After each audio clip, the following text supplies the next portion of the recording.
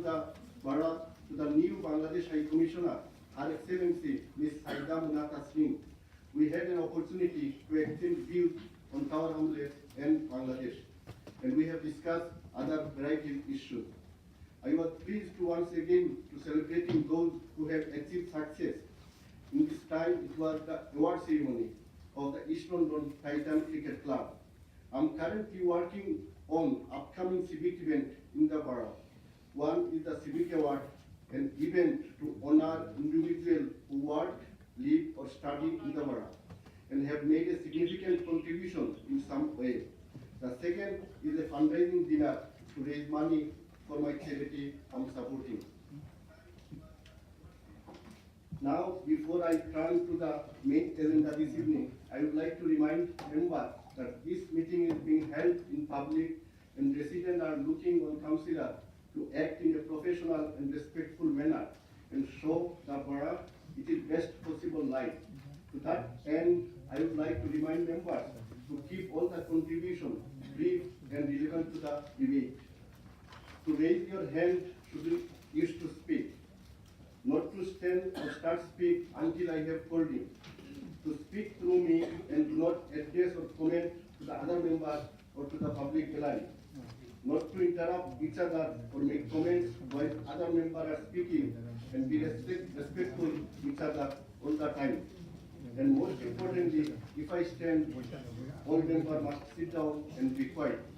I will continue to ensure that all sides of the chamber have a fair chance to contribute to the debate. Before I go to the final agenda, I would like to remind all the members and the audience that after a few hours we will observe the International Mother Tongue Day, 21st February. And I would like to request everyone to stand and observe 1 minute silence for those martyrs who have sacrificed their lives for the mother tongue. If you kindly stand and observe 1 minute silence.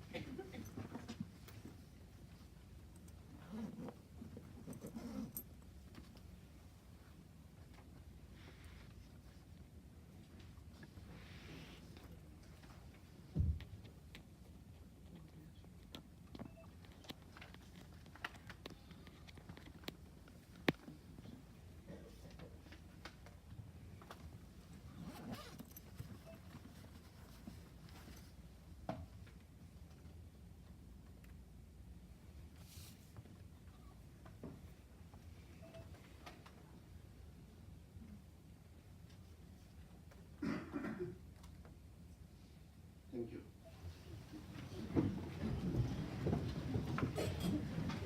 Agenda item 1 is apology for absence.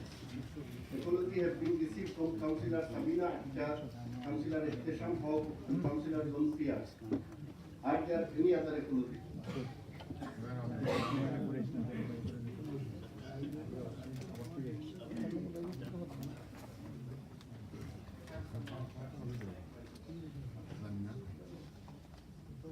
Agenda item 2 is declaration of disclosable veterinary interest. I will now hand over to the monitoring officer. Thank you, Mr. Speaker, and good evening, everyone. The Standard Advisory Committee has granted a general dispensation to all councillors on the council tax setting process and the budget, so you do not generally have to declare a disclosable pecuniary interest. However, I have had a few inquiries this evening with regards to councillors who have an interest in a specific item tonight on the community language services, which is specifically referred to as a budget amendment tonight and is not covered by this dispensation. And it's also, I understand, the petition debate will also touch upon the community language services. So, if the interest affects you personally, your civil partner, spouse, or someone with whom you are living with as husband and wife, then you do have a disclosable pecuniary interest and the dispensation doesn't cover you. That means you cannot remain in this room and participate or vote on the community language services. interest is about a family member that you, then under our code of conduct, you have an other interest. This is a non-disclosable pecuniary interest. And you can remain in the chamber, participate and vote. But please do consider at Tower Hamlets, under our code of conduct, you need to ask yourself whether a reasonable member of the public in possession of all the facts will think that your interest is so significant that it's likely to impair your judgment on the public interest test. If so, you should treat that interest as a disclosable pecuniary interest and leave the chamber for that debate. Secondly, any member in the chamber tonight who is in 2 or more months in arrears in their council tax must by law declare that position tonight and not vote on the calculation of the budget or the council tax tonight. Does anybody here this evening need to declare that? No? That's it. Thank you, Speaker. Thank you. Would any member with a disclosable pecuniary interest to declare in any item of their agenda indicate? Councillor Dumugi. Mr. Speaker, I will hear the pecuniary interest of others taking on CRS. Any other member? Councillor Abdullah. Mr. Speaker, although I've spoken with the monitoring officer, I just put it for the record, I happen to be the committee of the community language service provider, and so I'm just putting it out there, but I hope that doesn't deter my passionate conversation about this. Councillor Dumugi.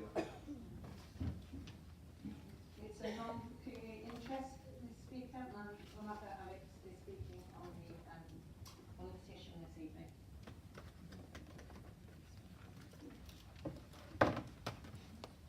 Agenda item 3 is to receive the announcement. I will now hand over to the Chief Executive, Will Shafi. Thank you, Mr. Speaker. I just have 2 brief announcements to do with appointments. So I'm very pleased to say that the panel appointed a new Corporate Director of Resources, who is Neville Merton. And an appointment has also been made to the new post of Head of Democratic Services, who is Matthew Manley.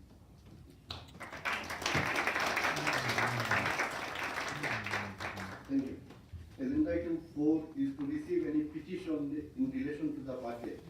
One petition has been received for a presentation as set out page 11 to 12 of the agenda.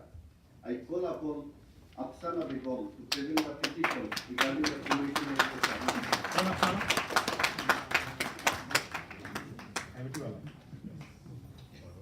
Good evening, councillors, mayor and members of the audience in the gallery tonight.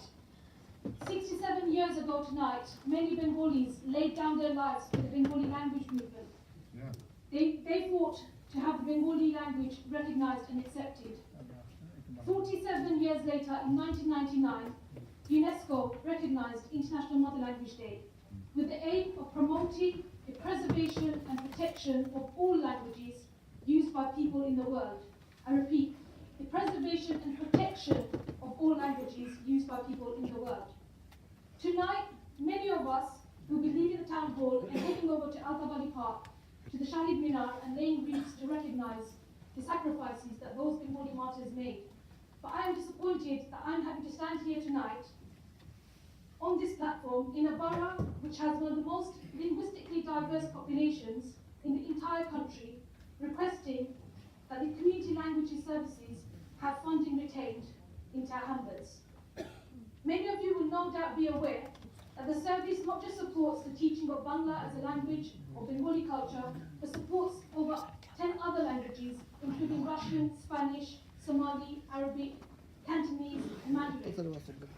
This has been an emotional campaign. One, because it relates to the cultural identity of many of the diverse populations in the borough. As I mentioned, the service doesn't just teach children the language, but teaches them about their heritage, their culture, and their identity. The service has supported many young people go on to achieve well in the education system. I want to focus on the proposals themselves. The campaigners and parents, we have noted a number of aspects of the budget proposed on the community languages service. and we want to raise these with you tonight. There has been no equalities impact assessment, and we recognise that in a general budget that is not necessarily needed unless a service is closing down. There has been an equality risk impact, and in that, the risk that was noted was that the service provides for 90% of the service is provided to Bangladeshi students. That's not really true. There are other ethnic languages that are supported through the service, and all of them are representing ethnic minority languages and communities.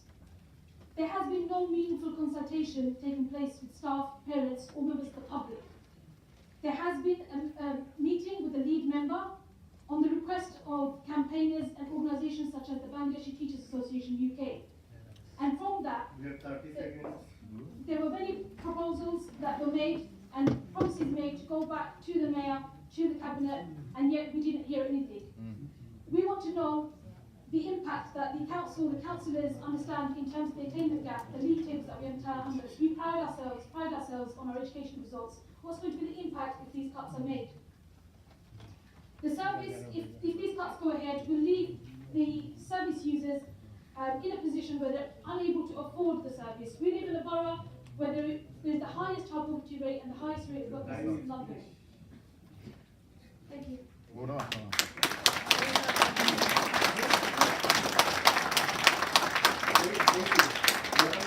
moving on to questions. Anyone wants to put a question? Councillor Amina Ali. Thank you. I'd just like to ask the petitioners, what evidence do we have that community language actually do help with attainment in schools, and that by reducing the service or changing the service, the children in school in tablets will suffer therefore not going on to higher education? What proof have we got?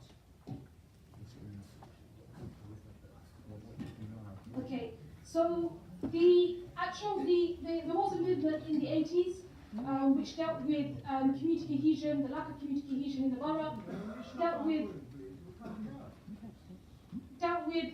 the poor attainment of students in Tower Hamlets, and combined with that and the teaching of community languages, the aim was to essentially not make the community more cohesive, but also support students in through the education system, because many children were being told, speak English at home, don't speak your community language. But actually, all the research evidence shows that having bilingual ability, having multilingualism actually helps boost education in school. So there is a lot of evidence to suggest that education attainment is reached better when somebody who has a first language who's not English, for example, is supported to learn the community language. And I can point you in the direction of many, many pieces of research and articles that talk about this. Thank you. Councillor Dani Hasil. Thank you for your presentation this evening. I have two questions to ask, if I may. The first relates to the views of children and young people. So I'd be interested to know if you've done any work around collating their views about what they value most about the service and what they would like to see change going forward. And the second, as you may be aware, we are as a council, as our funding gets reduced by the government, looking much more carefully at the outcomes we have as an organisation. So can you tell us what you think the outcomes should be that we're looking at and we're monitoring to measure impact for our children and young people through the service?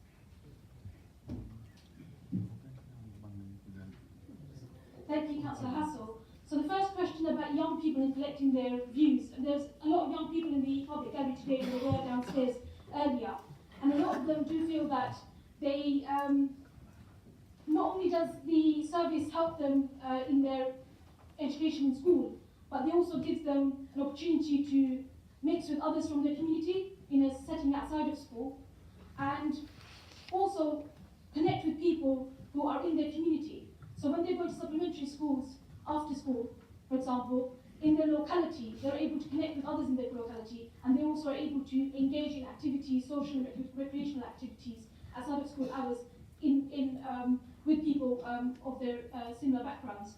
And having that kind of network of support gives them the ability to have confidence in the mainstream education system as well. I think in terms of one of the things that they may be worried about is the proposals to combine some of the lessons, which would mean potentially them having to go out a bit further out from their locality to go to a class. And a lot of these classes are in the evening, so that's a concern that some parents have as well. In terms of looking at outcomes, and what should be the outcomes. I think the council should look at the educational outcomes, and this is a proven fact that the Community Languages Service has supported young people in pursuing community languages qualifications that has then given them a boost not in other subjects that they pursued, but actually the qualifications have helped them get GCSEs and A-levels in community languages that has then allowed them to compete for places in Russell Group universities, for example. So I think that should be one of the main focuses in terms of outcomes. Councillor Abina Khan. Thank you, Mr. Speaker, and thank you for the petition. Could you just clarify again, is the Community Language Service specific just for the Bangladeshi community or for all types of communities? We want that really specifically. And secondly, could you tell us why you think it's so important for a child to be comfortable in their mother tongue language, and what it means for a child to feel confident and to be able to aspire to do something more important in their lives? And just for clarification, on the procedure rule 12.1, am I allowed to change the order of business to pull up the motion regarding the CLS? Yeah, it is. Thank you, Councillor Khan. So to clarify and to make it clear, no. Time is already finished. We have What do you mean? Question and answer. Oh, can I not just answer these two questions that have been asked already? Why are we not allowed to Just hear? to clear that, just before you that are being taught the Bangla language, many other communities, 11 represented in the Community Language Service. Thank you. Thank you also. Hold on, Afsana. Hold on. Nonsense questions by Labour.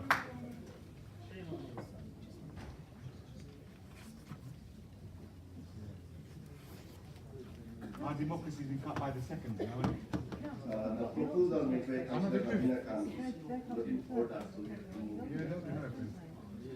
How can they make a cut without not knowing what the answer is? They wouldn't just rely on the campaigners, would they? Does Mayor Gomez wish to address the meeting in response to the petition? You have 2 minutes. Thank you, Mr. Speaker, and I'm speaking on behalf of the Labour members of the Council on this matter. And we've discussed this quite long and hard as well, and the paper will be handed around to people in the gallery, which summarises our position. So can I thank you for the petition, which is, we voted already that tomorrow is, of course, International Mother Language Day. As Mayor, I reaffirm, and my Labour colleagues do too, our support for the work of many community organisations to support community language teaching in the different communities in town, for whom English is not the mother tongue. The retention of community language by those who choose to send their children to these classes can be an important part of identity and can help strengthen our borough alongside other initiatives and programmes to strengthen community cohesion. So we support them. And I and my colleagues note that the petition and the concerns expressed about community language teaching. We recognise that although there is a need to achieve savings in the council's budgets and no service can be immune from these, there are genuine concerns amongst supporters of mother tongue teaching about the scale of savings proposed over the next 3 years. So let me be clear, there is no plan to close community language provision in our borough, but given the scale of government cuts, you're eating into my time, but anyway, good. Given the scale of government cuts, we do need, like with other council services, to consider other ways of delivering the service. And so we're going to start a consultation about the oncoming proposed savings. The budget proposals being debated by the council tonight include a small saving in 2019-20 for the CLS, which we think can be quite easily achieved through the management of staff vacancies. And that's common in local government. That's not a particular trick to manage this service. And for years 2 and 3 of the proposed savings, we will engage with community groups in a full consultation on any changes. The savings are indicative and all options will be considered before a final decision is made.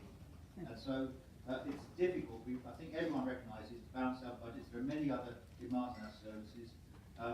But we value and support the work that the volunteers and groups in our community do to promote community languages across our diverse community. Thank you. Thank you. Thank you very much. The petition still referred to the corporate director, Sylvian and Council for a written response in 28 days. Agenda item 5 is to consider the budget and the council tax for 2019-20 proposal of the mayor and executive as agreed at the cabinet meeting on 30 January 2019. Please note that this report includes the general fund revenue and capital budget and medium-term financial plan 2019-20 to 21-22, the housing revenue account and the treasury management strategy statement. For reference, the budget motion is set out on pages 13 to 334 of the agenda. I refer members and the public to the procedure guide issued setting out on the debate will proceed. I call on Mayor Ranbir to move the executive budget proposal. You have 10 minutes. Thank you again, Mr. Speaker. And before I begin, can I welcome our two new councillors back in the chamber? And as is often said in another context, recycling is a virtuous thing. So we have two new retreads in the chamber who bring a lot of experience with them. Last May, voters in Tower Hamlets put their trust in Labour and for a progressive Labour administration. The divisive politics of Path and Aspire were rejected. Oh God. The politically opportunistic Lib Dems were rejected. The austerity-driven Tory party was rejected and reduced to only 2 councillors. And they once again placed their trust in Labour and our ambitious manifesto to improve our borough. And it is a serious duty and responsibility, and we take it very seriously. At the same time, I think they sent a clear message to the government that Tory austerity must end. Evidence of austerity this evening, not least the petition we've just considered. We've been busy since the election, but tonight is the first budget debate for the new 4-year term, and it's an opportunity to put even more of our manifesto commitments into action. Cleaner, safer and fairer Tower Hamlets, delivering our manifesto, protecting frontline services, investing in our community's future, and building stronger foundations for the day-to-day work of the council, serving local people. Now, it's no accident that a council which 4 years ago was paralysed under the previous mayor is now being regularly shortlisted for awards, and it's in the mainstream. Can I thank all of our staff and members and partners, including many in the gallery, of course, who helped this to happen. We do it by working together. However, we have a severe challenge, and that continues, and life doesn't stand still. And for almost a decade, local authority budgets have been under siege from the Tory government. Compared with 2010, the council's core funding this year was £148 million less, which is 64% cut in that budget. And so, Councillor Wood, who will speak after me, he said business rate changes have brought additional income, and he's correct, but our core funding has been slashed. Our services have suffered, and our workforce has reduced by about 1/3 over the same period. That's the story, and it's your government that has written that story. Balancing our budget has meant difficult decisions, but by being honest and engaging with residents directly, we have been able to focus our funding on what residents value most: protecting frontline service and making Tower Hamlets a cleaner, safer, fairer borough, and standing up for all of our communities in Tower Hamlets. The scale of the challenge we face today, however, pales when we look to the future. The uncertainty of Brexit, the end of the guaranteed funding settlement for government, and the government's laughably named Fair Funding Review, which we think is designed to raid this borough and take millions and millions away from us, all conspire to leave us in a worse financial position as a council. What we need is an end to austerity, and that's what we'll continue campaigning for. Now, over the coming 3 years, the council needs to save a further 44 million as a result of government cuts. That's not a Labour cut, that's a Tory cut, and growing demand for our services increases demand for our budget as well. So we continue to be the fastest growing borough in the country, and like other councils, we face a national crisis in adult and children's social care funding. People quite naturally expect more from us, but it's often more from less resources. So the budget in front of you this evening proposes a 3-year plan to balance our books and invest in the services residents tell us they value most. That has meant some difficult decisions, but it's also meant we're able to protect our most popular services, so libraries, idea stores, leisure centres, children's centres, all protected so far, unlike many other councils. We're also continuing to fund all of our primary school pupils to receive free school meals, which we know is very valuable to families, and to offer one of the most generous council tax reduction schemes in the country, protecting our poorest residents at a time of hardship. That's the difference the Labour administration makes. But I should give a health warning to that, which is if the government steps up the cuts, much of this hard-fought and desperately needed service will be under threat. So to this evening's budget, how we met our budget gap, we're a council who listens to residents to ensure we're focused on limited funding in the right places where our local people their priorities. Over 2,000 residents visited and community groups had their say. They told us we should prioritise making services more efficient, increasing income generation and working with the voluntary sector to deliver services. To those who argue we should not be making cuts, the law is very clear. Councillors are under a legal duty to set a balanced budget, and if we don't do so, all that happens is the council officer the man down there with the fuzzy greyish hair, or a Tory minister will decide our budget over our heads and we will lose our democratic control over our budget. Our priority has been to protect our frontline services as much as we can by making the council more efficient. And a large portion of the savings comes from streamlining council functions and embracing new technologies to make our services work better. Some of these changes may be difficult, but we're committed to listening to concerns. And some will squeeze our ability to do as much as quickly as we want to. So it's not page 3. In the case of community languages, let me be clear, as we've discussed already, that we have listened. This year's saving of about £30,000 is achieved just by keeping vacant posts empty. We will continue to support community language teaching in the borough, and there will be no further savings until a way forward is agreed. I'm committing us to a consultation with users and providers, and my colleagues are committed to this as well, that will look at how we can continue to meet community needs while meeting the enormous budget pressures the council faces.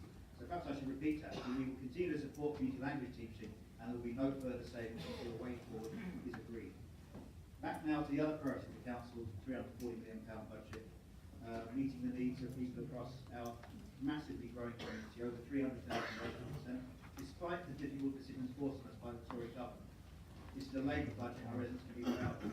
By taking tough choices necessary and making our services more efficient, we're able to invest to deliver our manifesto and drive improvements in services residents told us matter most to them. And that means new spending proposals on housing, antisocial behaviour, education, young people, schools, and keeping our streets clean. Residents consistently tell us that antisocial behaviour is their biggest concern. Myself and Councillor Bain read a public meeting last night with over 100 people concerned about ASB and drug dealing on their streets. And that's why we've already invested millions of additional police officers for our borough, why our anti-drug dealing operation continuum is taking dealers off our streets, but a lot more to do. The budget promises a new team of ASB officers to help keep our streets safe, crack down on lower level antisocial behaviour.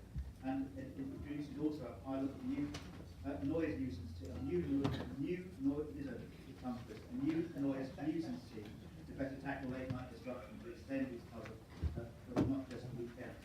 We want our borough to be a place people can be proud of, and that's why our manifesto promised further action to improve the cleanliness of our streets. The budget starts the process with new funding to improve our waste services. And hopefully you'll hear more about these things in the next hour or so from members. Housing remains at the forefront of residents' concerns.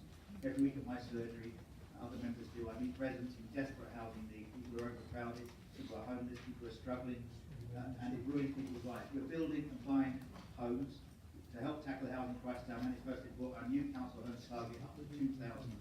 Our capital strategy includes £332 million for new council housing schemes and temporary accommodation schemes like Jubilee Street, where we broke ground last week, where we delivered 24 much needed new homes. And there are many other sites like that in the borough. We're also funding new schools, and thanks to support from the Mayor of London and local councillors campaigning, a new much needed bridge across the town on the Isle of Dogs will finally be built. We'll launch a major expansion of our Love Your Neighbourhood scheme to refresh our streets and improve our street scene. We will engage residents to improve the way neighbourhood streets work to reduce rat running and antisocial driving, calm traffic, improve cycling, walking, and tackle poor air quality, and improve the sense of safety on our streets as well. If we invest in our streets and manage them better, we can improve the sense of safety and reduce antisocial behaviour. To make it easier to celebrate our thriving community and enjoy our revamped streets, we're scrapping the road closure charge for street parties. So go on out there and have one. One of our most important roles as a council is in supporting our vulnerable adults and children. Over the past 2 years, we've invested an extra £10 million in children's social care after years of underinvestment from the previous administration. This year, we'll be investing a further £5.5 million in children's services. This includes our new social work academy to train social workers for the future, and an additional £1 million for early years and childcare initiatives for our youngest residents. With demand for adult social care services also growing, we'll invest an additional £4 million in adult social care in 21-22 to ensure every adult who needs support is able to receive it. And that's in addition to the money we've already committed, which is the growth in our budget. So I've almost reached the end, which is just as well because I'm running out of time. So council tax, which is always a big issue. Residents understand the pressure budget cuts and the increasing demands of social care are having. And our consultation found that 58% of resident respondents were prepared to support an increase in council tax by up to 3%. And 3/4 of those who responded supported a further 1% for adult social care services. And as government cuts continue to bite, many councils are raising their council tax by the maximum they can without a referendum. This year, we're below that, limiting the increase in council tax to inflation at 2.4%, whereas 1% adult social care. In total, this will mean an extra 65 pence a week on the average properties council tax bill. We continue to have the 7th lowest council tax. You have 30 seconds. To protect the most vulnerable, towns will remain one of the only councils in London to continue our full council tax reduction scheme, which means the poorest families are protected from having to pay council tax at all. So finally, these are difficult times for the government. Years of cuts are having an impact on our ability to run services which previously we took for granted. Nobody on this side of the chamber came into politics to make cuts. We must protect our most vulnerable, but we must also offer excellent services and opportunities for local people to improve their lives. This is a budget which delivers on our manifesto, protects frontline services and invests in our country's future. Together, united as a community, supporting local people, we will make this borough a greater place. Thank you.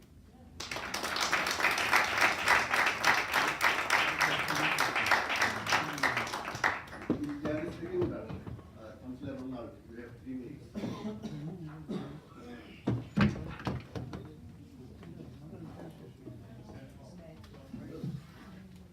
Sorry, I second the budget and reserve my right to speak later in the debate. Thank you. Now that the budget motion has been moved and seconded, I will move to the amendment. 2 amendments were received by the deadline and have been published.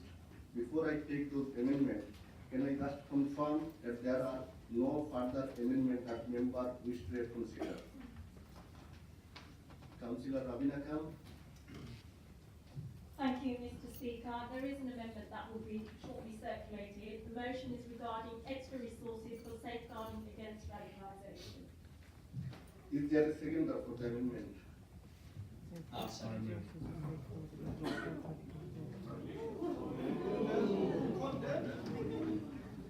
Under the Council Procedures Rule 2.5, the Council needs to seek the advice of the monitoring officer, the Section 151 Finance officer and the Chief Executive before it determines whether it is prepared to accept the debate and amendment that has been moved without notice. While officers are deliberating, can I ask that amendment be circulated to the all members for their consideration? Member, please remain in the chamber and use this time to read the proposed amendment.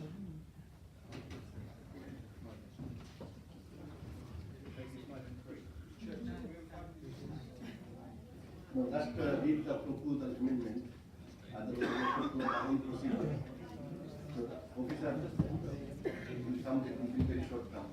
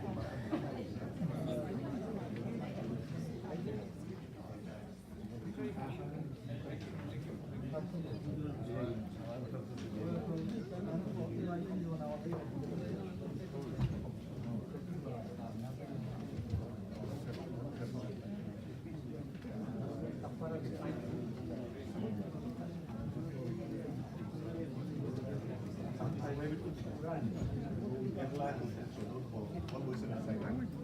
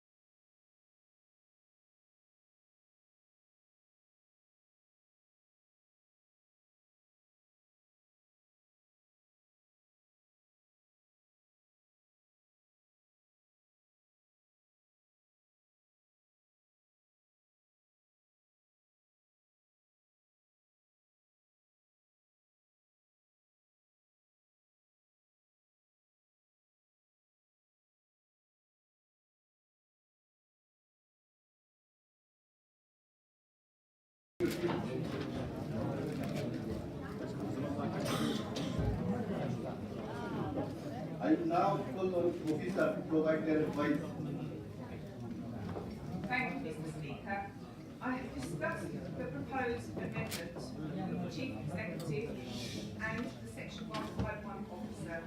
I can confirm the amendment does meet the requirements under the Constitution in relation to presenting an amendment without notice. The amendment also meets the requirements under Section 32 of the Local Government Finance Act 1982 to set a balanced budget. However, Council should note that officers have not had the chance to investigate whether the proposals can be achieved at the savings expenditure levels as set out and still are required to undertake their financial due diligence. So we will accept the amendment at this stage subject to that caveat. Thank you. We will now vote on whether the amendment from Councillor Rabina Khan should be accepted for debate. Can I remind all the members we will use the electronic voting system? So can you please vote now whether we should? Mayor, please. Can I ask Mr. Speaker, whether there's any provision for us to explain why we may or may not support this emergency motion?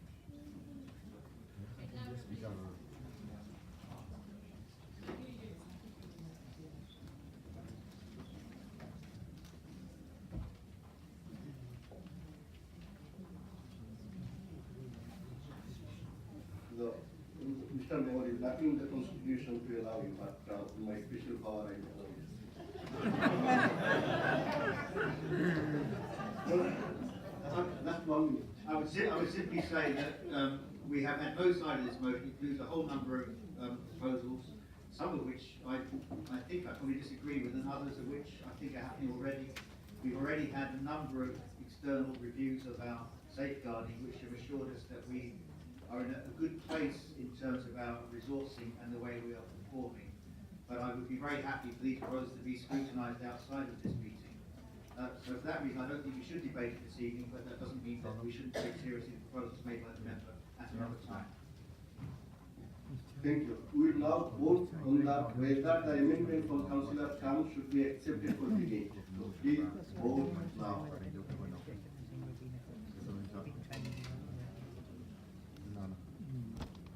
Nothing's been come forward yet.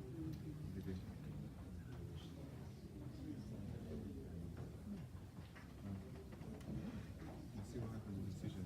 The vote, the vote, innit? No.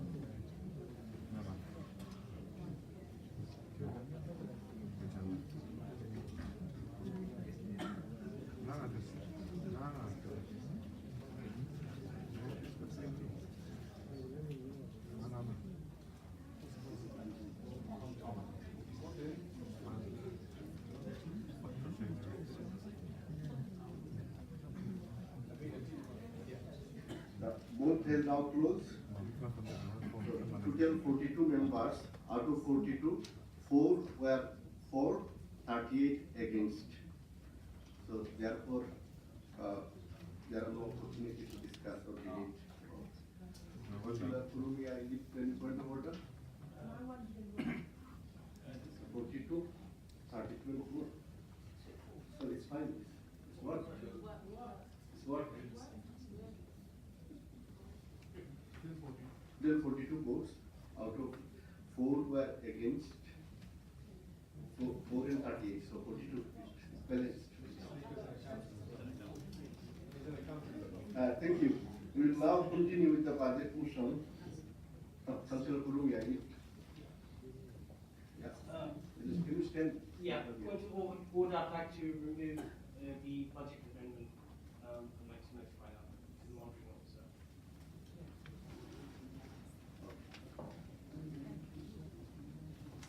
Thank you. We will now continue with the budget motion debate, starting with the amendment from the opposition group. I call upon Councillor Andrew Wood to move the conservative group amendment. Councillor Wood, you have maximum 5 minutes. Thank you, Mr. Speaker. First of all, I would like to congratulate Neville once again, but also thank him and his team for all the hard work they've done in this budget over the last few months. I actually first read the budget, rather sadly, on the night of Christmas. I have to admit that Father Christmas, the evening before, hadn't been very generous with these presents to me. So when I first started reading it, I was hoping for some more presents, perhaps a mistake here, you know, something silly over there. And I'm happy to admit I was pretty disappointed I wasn't going to get any more presents, because it was actually a pretty solid budget and there was nothing that we fundamentally disagreed with the exception of the rate of the council tax increase. We still feel that 3.4% is too high an increase, even if we understand the reasons for it. So what we did, we looked at the budget in a great level of detail, and I would highly recommend that over the scrutiny before next year's budget, we actually look at things like the budget book. We look at the organisation chart in detail. It shows you where every single person in this organisation actually works. We actually look at the cost centre staff budget, where you can see money is being spent across the organisation. And I'll guarantee you that you'll see some surprises and things you don't expect to see. So, for example, that we spend twice as much on our external comms team as we do on the excellent CCTV team downstairs. And when you look at the detail, you'll realise that where we allocate resources internally, at least in our view, doesn't match, I think, what our residents would like to see. So therefore, we've looked at what the rate of increase should be, and we think, given inflation has now fallen to 1.8%, that 2% council tax increase is a good number, simply because wage increases, thanks to, despite everything, the growing economy, and despite everything, increases in national wages. So, for example, last year in the UK, wages were up 3.5%. London living wage is going up by 3.4% this April. So we think 2% is affordable for people, because it means as a percentage of their income, council tax is actually decreasing. So the next thing I want to talk about, and this is a very odd thing for a Tory to say, as a council, we need to spend money more quickly. Because the 5 minutes I'm allowed to speak tonight, we are going to lose £70.67 through inflation. Per day, that's £20,000 approximately. Over 3 years, the calculation from the council is that we'll lose £22,287,000 through inflation, because basically we have huge reserves. This March, we're forecast to have £492 million of reserves. The Treasury team are obviously working about how we can invest that money, but we're only getting 0.721% interest right now. And inflation, as I just said, is 1.8%, but it was 2.4% a couple of months ago. So we are basically losing the value of that money through inflation. So there are two possibilities. One of it, as I just said, is spending it. And one area that we could spend that money on is actually in infrastructure. And it just so happens, funnily enough, that the GLA and Town Hamlets Campus and the TfL have been working on a document, which I much love, called the Development Infrastructure Funding Study, which basically says that on the Isle of Dogs, 2 years ago, last year we should have spent £41 million on infrastructure.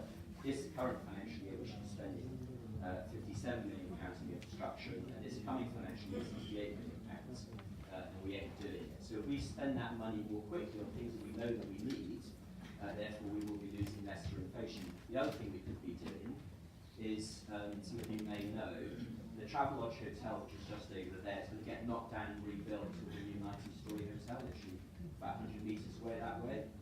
It's actually Barker and Dagenham Council that will be the leaseholder of that building, because they've basically worked out that they can get better rates in return by putting money into schemes like this. Spelthorne Council has got £1 billion invested in commercial assets that generate a financial return. All of these kind of things that other councils do with all of their cash, we simply haven't done.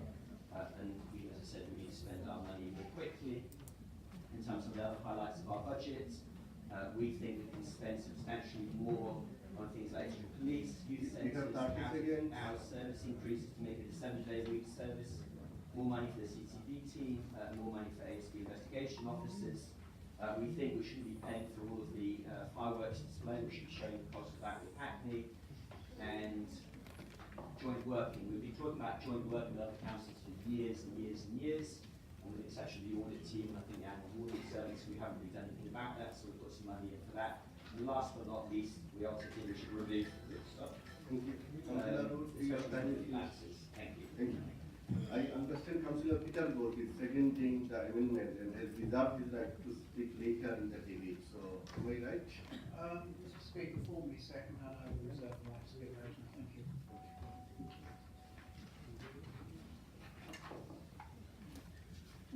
will now commence the general debate.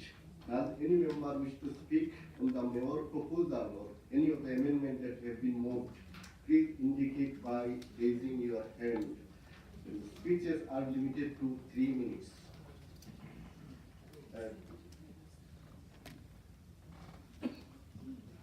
And I have the list of names given already, so I will go according to the list and I will maintain the amendment committee minutes. Councillor Helaluddin, you have 3 minutes.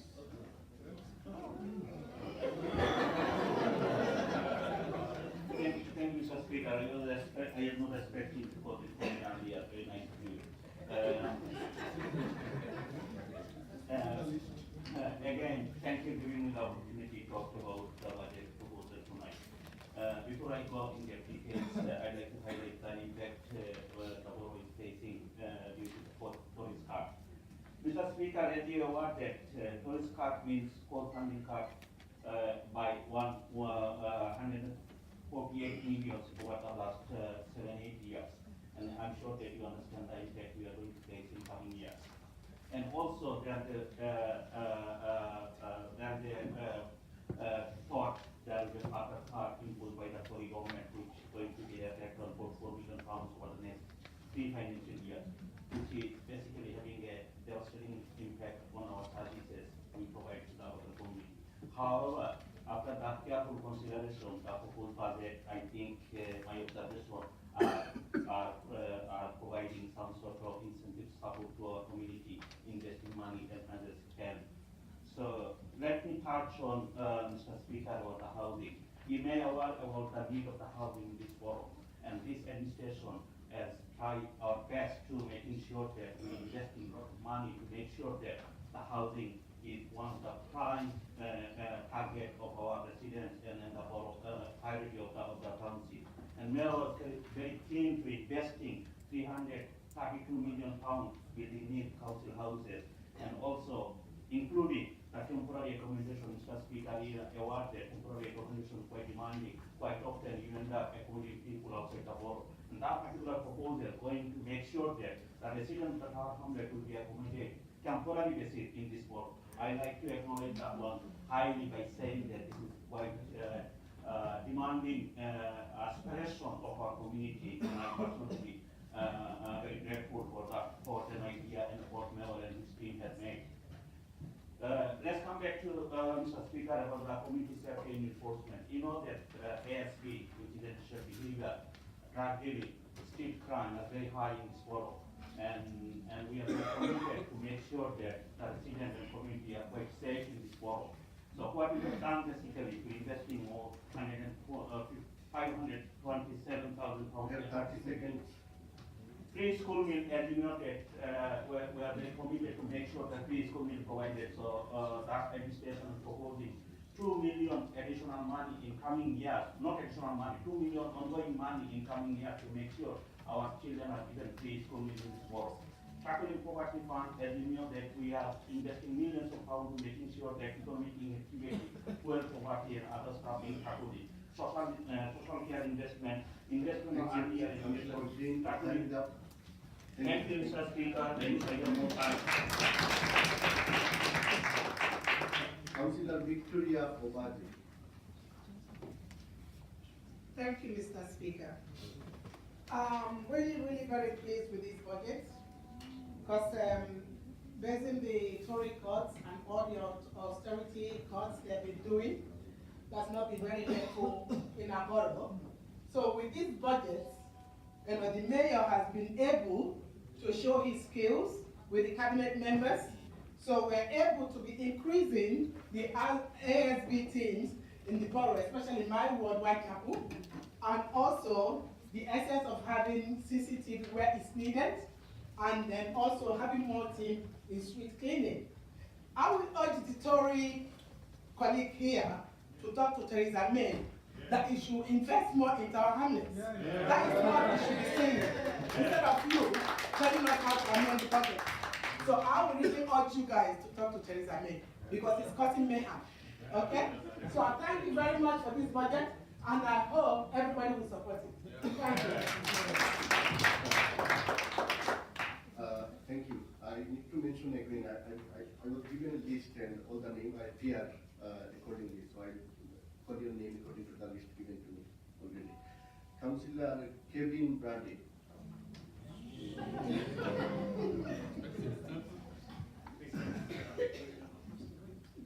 Well, that actually came as a surprise to me, but that changed. I want to start by thanking the lead member and the mayor for bringing this budget to us. These are not very happy times for local government funding, as we know. In Tower Hamlets, our core funding is 148 million less this year than in 2010. That's a drop of 64 pence in every pound. And at the same time, demand for services continues to increase, increases that particularly affect those most vulnerable. And that's got to be dealt with despite our diminishing funds. Now, at the recent Labour local government conference, both Jeremy Corbyn and Angela Rayner spoke about the overwhelming budgetary pressures facing local authorities. They spoke about how councils are at a breaking point due to crippling Tory austerity.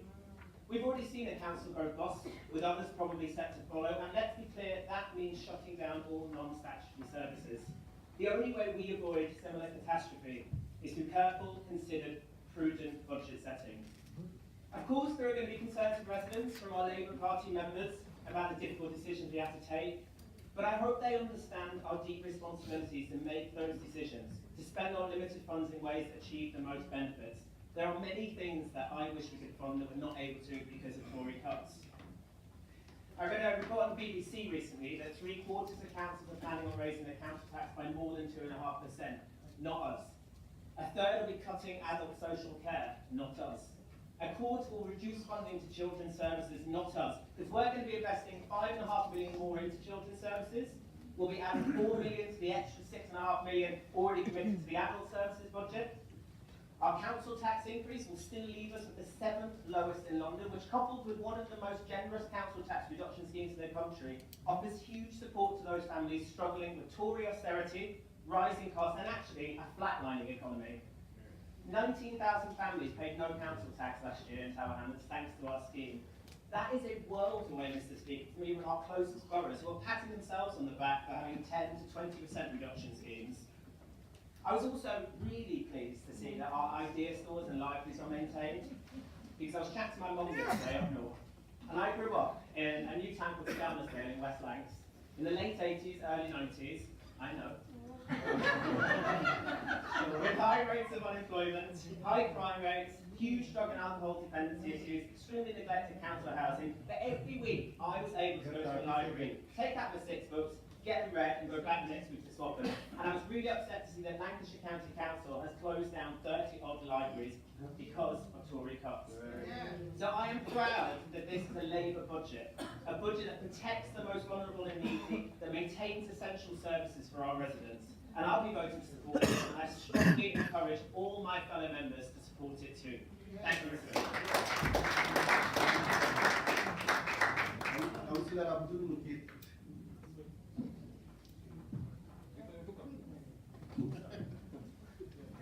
Yeah, no?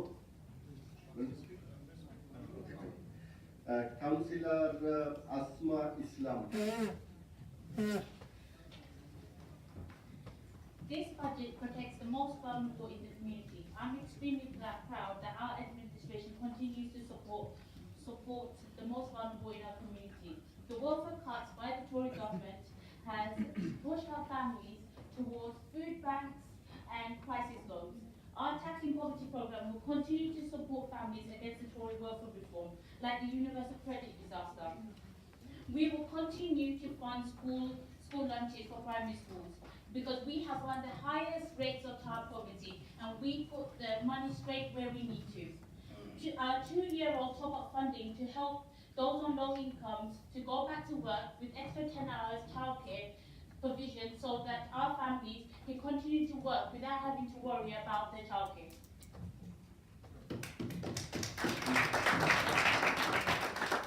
Councillor Ahbab Hussain. Point of clarification, please, Chair. You mentioned that there was a list of names that you had. I'll just clarify where you got that from. Cheers.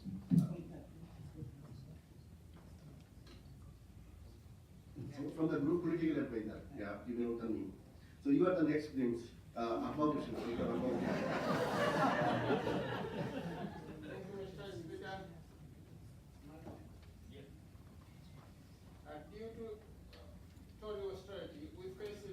tough and challenging decision as a council. The Tory government have failed to deliver the Brexit deal, failed to provide the service those who most needed them, and failed to protect the funding for our police and our school. In this climate, it is very difficult to maintain our frontline services. So I call upon the councillor in this chambers, our commitment to protect the vital services. Overall, it is a good budget, and I support it. Thank you very much. Councillor Asma Begum. Then that next. Thank you, Mr. Speaker. Can I ask Mr. Speaker, if you have a list, it might make sense to say it's Councillor Begum, and then the next person will be, and then people won't be so surprised. Yeah, next is Councillor James.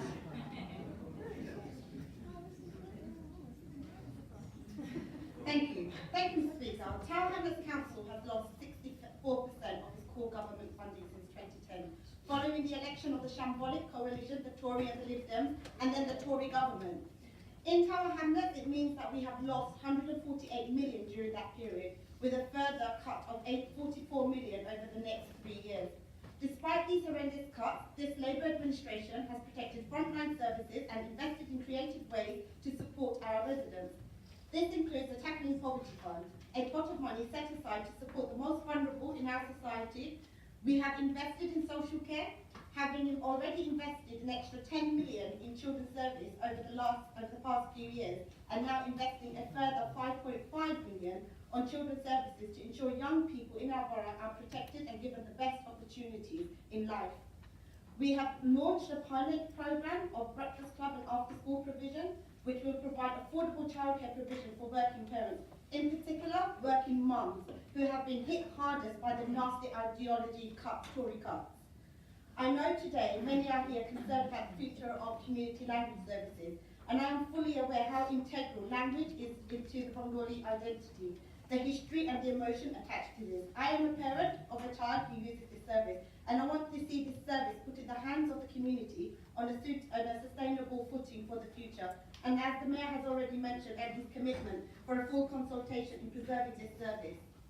With the cuts to this Tory government, have imposed on us, we want to ensure that all changes being made to any service are done so that we get the best outcomes for our children.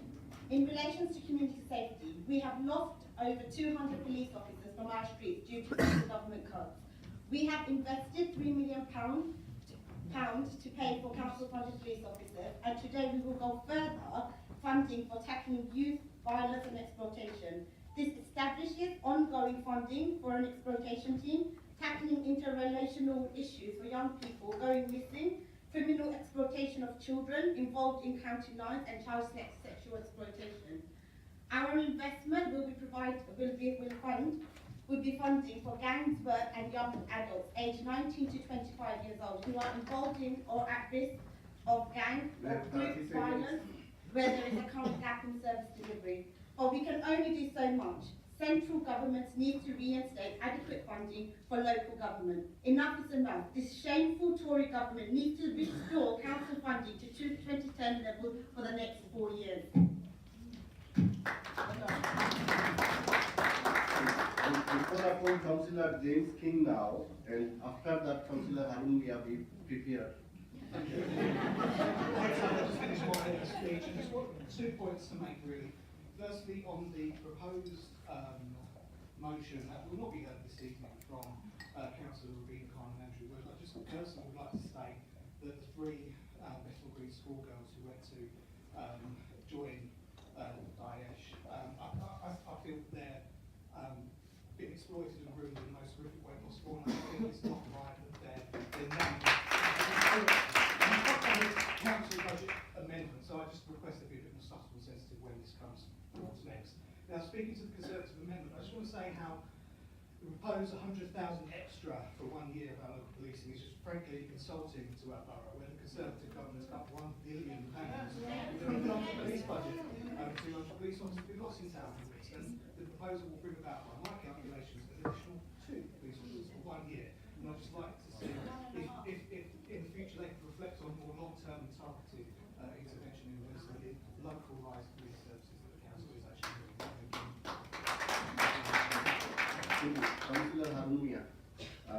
I will call Councillor David Edgar.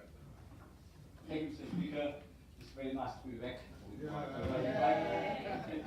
on your own merit, though. You did it on your own merit, not that corrupt me. No, Mr. President, as the people of Shepparton, they decided to vote for me. I'm grateful to them. Mr. Mayor, first of all, thank you for accepting the consultation period you have extended. Probably they are happy here because of the community language. It goes to the, without saying, it's a very important issue. We need to support it all the way. Written outstanding today and tonight is the two issues. One of these is council tax and the other is business rates. As you know, council tax, many people are on low income. I'm sure Thomas has the lowest low income households. So we need to support them whatever way we can. One of the colleagues said there's 19,000 households that are exempt last year. I don't know what's going to happen this year. That what has happened in the past has been happening. In touching on the business rates, many people, where I come from, I'm a business community. I have few businesses in Shepparton and the surrounding area. I'm a member of the Whatney Market Shed Business Association. They tell me frequently that business rates are going up every year. They're suffering, they cannot pay this amount of increase. Finally, I would say, Mr. Mayor and Mr. Speaker, we need to take these concerns on board about why the council deals with the commercial properties. In this borough, the council has many commercial properties. Previous years, when the rent review came, it was dealt by one of the senior council officers. But recently, that has gone outsourced. And private companies are taking over. And their motto is not to look after small businesses. They want to rip off. I just want to give you an example. I have a small business in Whatney Street. My previous rent was 12,500. Now they're asking for 23,000. So look at the amount they're charging. Of course, I'm not happy with that. Like many others, I'm sure the Mr. Mayor will know about this. So I'm asking Mr. Mayor and for the budget to consider the business rates should be frozen. Thank you. Thank you. You cannot give any personal. Okay, thank you. Thank you very much. Councillor David Edgar, and next I will call Councillor Mark Francis.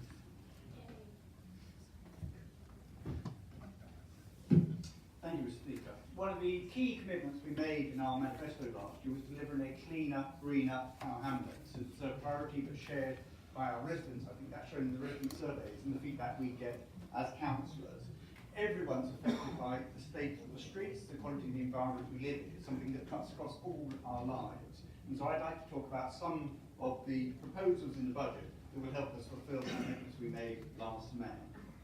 And the first is that there is a backlog of graffiti in this borough. It's an area that people have complained about more when we've surveyed them.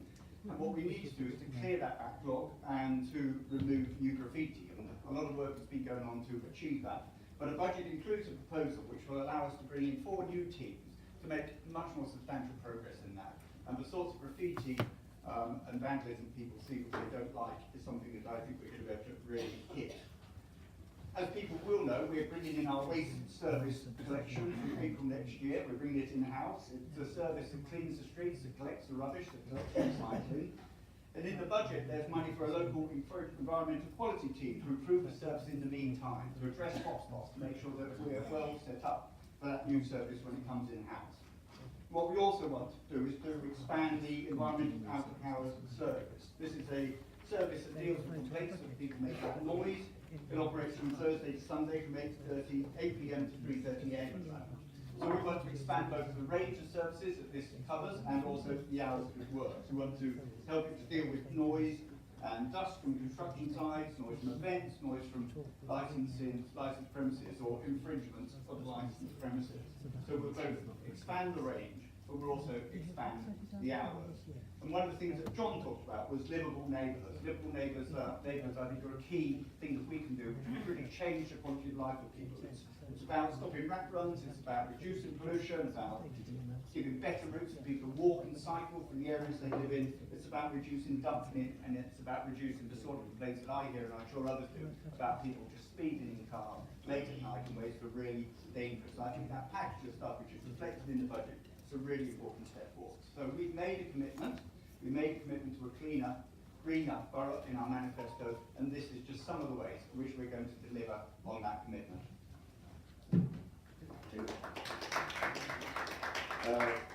Councillor Mark Francis. Next time call Councillor Adiba. Mr. Speaker, I didn't put my name up. Didn't. Okay, thank you. So I'm happy to make way at this stage for people that are keener to speak than I might well want to later. Okay, Councillor Adiba. Thank you, Mr. Speaker.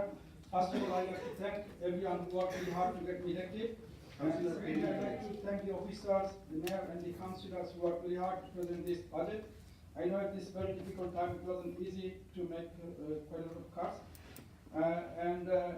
As you all know that we have invested a lot of money on housing. Most of our neighbours inquiries are on housing and ASP.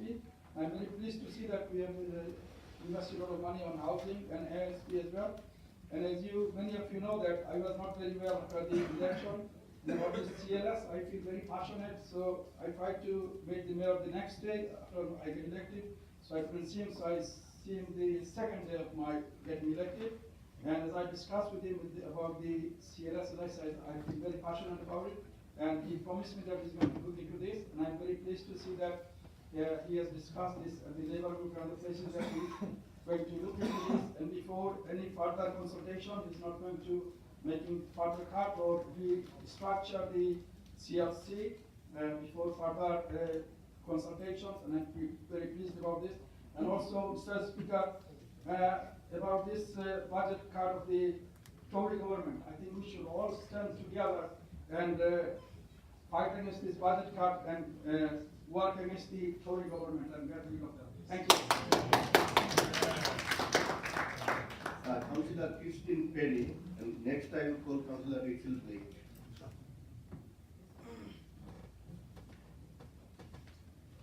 Thank you, Speaker.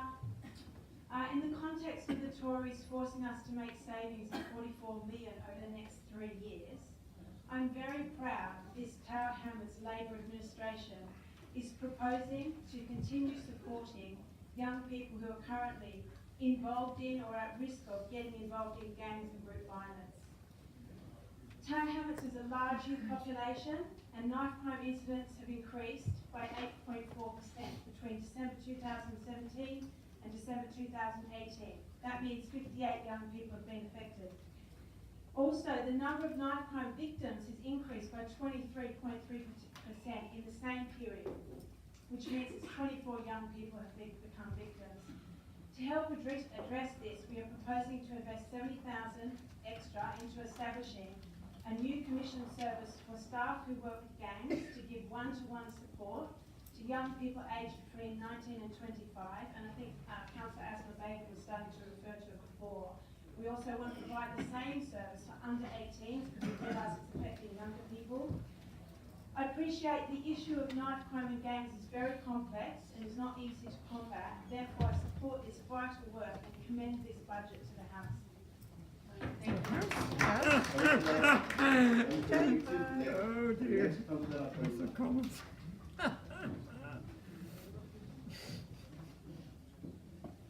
Thanks. Up and down the country this month, councils will be setting their budgets after grappling with grim decisions as we have about how they can keep their services running. We know now that the hollow promises from last year of an end to austerity will not be delivered. The Tory government clearly has no interest in addressing the fundamental challenges that we currently face. Modernising our economy so it works for everyone, supporting those who need social care, building homes at a rent they can all afford, giving children every opportunity they deserve in a time of uncertainty. Labour in local government can and will step up to those challenges, but we are held back from our full potential by the Tories' failed economic experiment.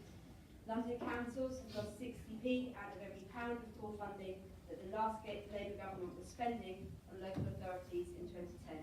By 2020, funding for councils in London will have been cut in real terms by over £4 billion.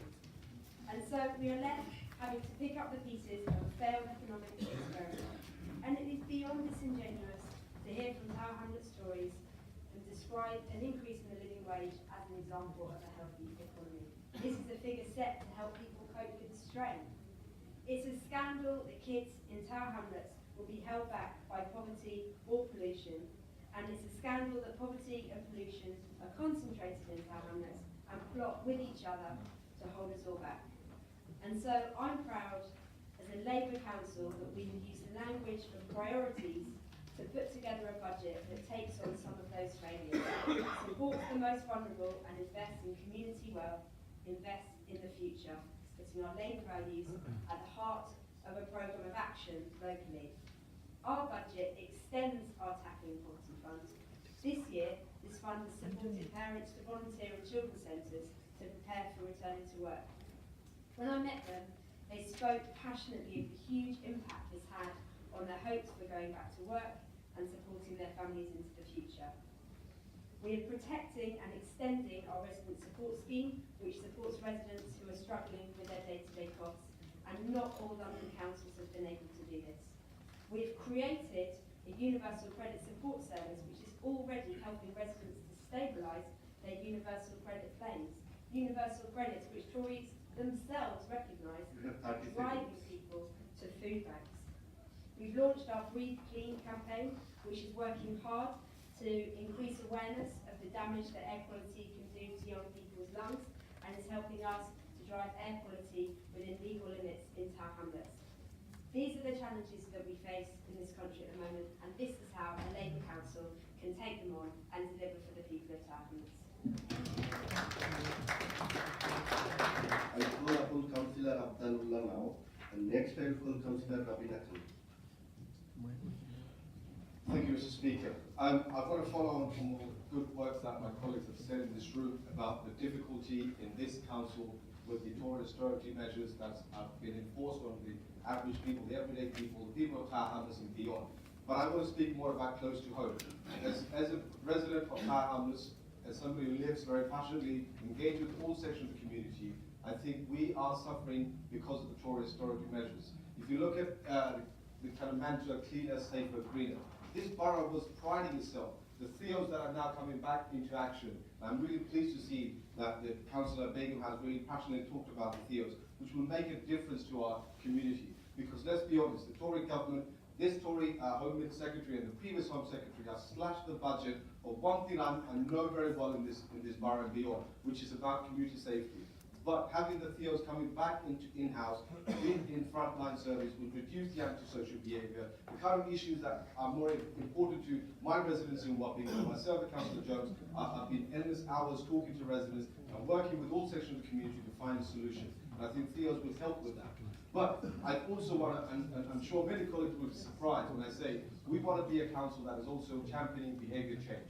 I want to see a council that changes people's attitudes and behaviour, be it through vehicle change, be it through just the way they go about their daily life. And I think this budget encourages that, promotes that, and I very much welcome us as a council leading by example when my friend David Edgar goes about purchasing those new vehicles for the in-house recycling, that we purchase the best, most efficient vehicles, that we lead by example in this borough. And I welcome the mayors of, we're looking forward to making the rat run in Wapping a possibility as soon rather than later. And he's nodding his head, which means it's going to happen soon. You heard it first. But I can't finish this evening without talking about the issue where a lot of people have sat here in this room who are watching through the LB24 as a plug for my friend's TV station, that community language. As I said very passionately, that I do support and run a community language service. I know my friend Amina Ali has worked hard to engage with all sections of the community. My friends, this is not about just Bangladeshi language or Bengali language, which I'm a proud British Bangladeshi and I have two sons who proudly say Amar Shunar Bangla on this special day. But this is about all community, those 10 languages that we provide in this borough. That, in previous council budget, Councillor Gould used to always say, slash the funding for community language. I think Andrew Bush was, time run out, he wasn't allowed to say that in this meeting. But I welcome my good friend Mayor looking at saving this service for all sections of the community, looking at sort of saving the most vulnerable in our community who feel the need to kind of hold on to the heritage and language, that this borough, which has always been a gateway for the immigrant community, that the new community arriving feel that this is still their home, and no matter what happens in Brexit, whatever this Tory government does, Tower Hamlets will always be open for all community and all sections of society. Thank you very much, and I support this budget. Councillor Rabina Khan, next time you call Councillor Bex White. Thank you, Mr. Speaker. It has been a difficult week in Tower Hamlets in light of the Shamima Begum case. One thing for sure, it questions the Labour administration's ability to protect children, young people and communities. And here we have a budget in which, let us not forget the past, a mayor who chose to close council-run nurseries after he had pledged he would protect them, a mayor who closed down Tower Hamlets Youth Sports Foundation and shut youth centres, a mayor who introduced adult social care and changed the council tax reduction scheme, and a mayor who shut down a woman's refuge. And I speak, there is a huge possibility that the Labour administration will close one-stop shops and could possibly sell off the Whitechapel Idea Store. It's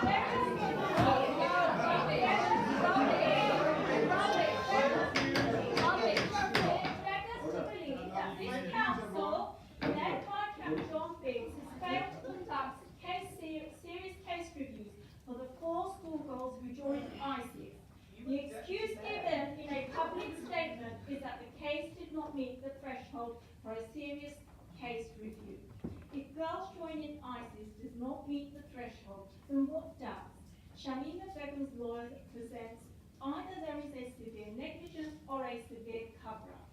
My money is in incompetence. Children's services were deemed inadequate by Ofsted in 2017. A litany of failures by Tower Hamlets Council Mayor John Biggs. A litany of failures while he presides over unspent money worth up to £180 million. Money that could protect our communities, save lives and build better community cohesion. Total reserves is around £500 million, but the council's own calculation states that the council will lose approximately £22.3 million through inflation on this unspent money. The community know how to spend it. They're out there. That's why they came today, to tell you. When we talk about safeguarding, safeguarding starts with proper nursery care. This administration has shown its ignorance when it closed council-run nurseries. £180 million is in the council's bank account, sealed, NFP and Section 106. Frequent mentions of Tower Hamlets has been in BBC4 Radio Today this week. Your administration can invest in better community cohesion and prevent the threat of radicalisation. As a society, we know that joining ISIS is wrong, and like many people, we condemn it, regardless of their motivation and age. But question yourselves today. Question yourselves today. Why young British Muslims, and in particular young British Muslim girls, have chosen to join ISIS. Shamima Begum, 15 years older. She's 19 years. Councillor Bex White, and next time call Councillor Evacuation. Thank you, Mr. Speaker. I won't be naming young people, that's appropriate. However, this is a budget meeting and we're talking about numbers, and accuracy is really important, so let's just talk about dates. So, some young people from this borough went out there in February 2015. Let's remind ourselves, who is now Tower Hamlets in February 2015. I'm absolutely delighted that Councillor Khan has finally recognised and said publicly in this chamber that that administration was incompetent. That is what happened. It's appalling, and we won't be spending any more time on that this evening. What I would like to talk about, I'd like to zoom in on one particular growth in the budget, which I'm really proud of. Page 86, further to Councillor Islam's already passionate contribution on this. I want to speak about the top-up funding for low-income families in early years education and outstanding settings. We hear a clear message from families that they need this, and we hear a clear message from our schools that they really want to see this. Both primary and secondary schools want to see this happen. They are desperate about removal of this provision from those children who need it the most. It's one of their higher priorities that schools have, even in the face of the slashing of their own budgets. Both primary and secondary schools will hear a clear message from the teachers that this is what they need to see. And so through this investment, despite Tory austerity which would actually widen the gap in achievement between children from low-income families and other children. Despite that, this council is sending a clear message that in Tower Hamlets we'll do all we can to close that gap. We aren't just going to give early years education to those children who are privileged enough to have that special home, but we're going to provide it to the children who need it the most, because that's how we can make the difference and close the gap. Councillor Tariq Khan, and next I will call Councillor Dani Hassan. Thank you, Speaker. It's great to see so many residents here, all those that have stayed. This is actually quite a good budget in the face of Tory cuts to local government. The budget answers many of the local questions that we face as councillors, speaking about housing, on ASB especially, and on investment on waste services and free school meals, investing on keeping our investment on youth services and keeping our idea stores and libraries open. In regards to the community language services, where in my ward there's 3 services provided, yes, we would like to do more, but unfortunately these are testing times. I've been working with the services in my ward over the last 6 months and have gained funding through external resources. My 6-year-old daughter also attends the services and thoroughly enjoys Mr. Chadwick's classes every week. On the Tory amendment to this budget, I see there's a cut on rapid response officers. This shows their commitment to life crime and gang culture in town.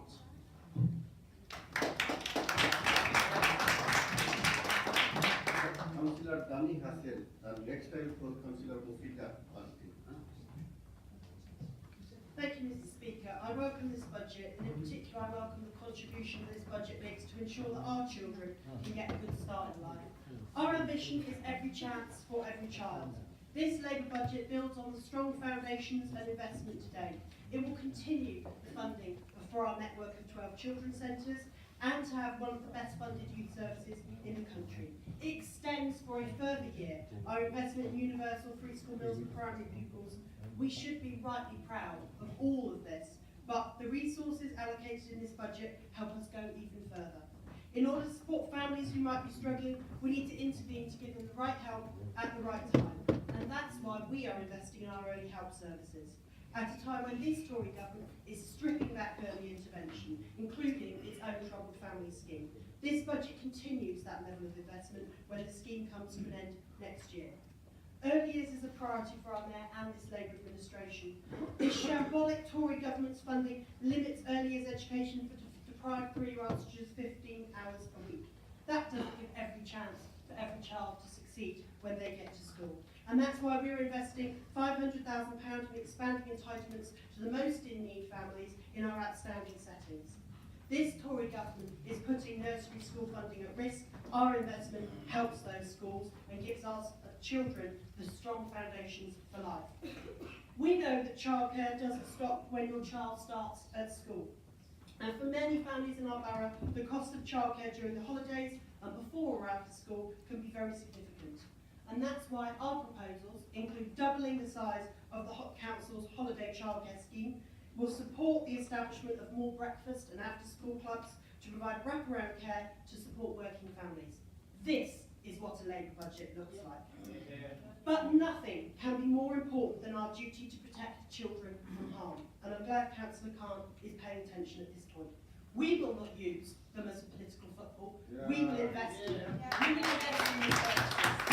Since the finding in 2017 that our social care is inadequate, although I will say our work around Prevent was praised, and it was praised again in 2008, we will back up that with additional resources that will demonstrate that we're committed to the improvement of these services. This year our budget proposals include the continuation of additional investment to ensure that pace of improvement continues. It will fund our edge of care work that has prevented dozens of children from having to come into care. It will allow the transformation of our leaving care service into a through care service, so those children for whom we are corporate parents will be able to get planning and support as they move into adulthood. But all of this work can only be as good as the practice and the staff that undertake it. and that's why, as the Mayor said, we're investing £1 million to establish our social work academy. Despite the Tory cuts, propped up by a Labour government backed by the Lib Dems, let's not forget, it is this Labour administration that is putting young people close the up to do, nursery. so every child has every chance here in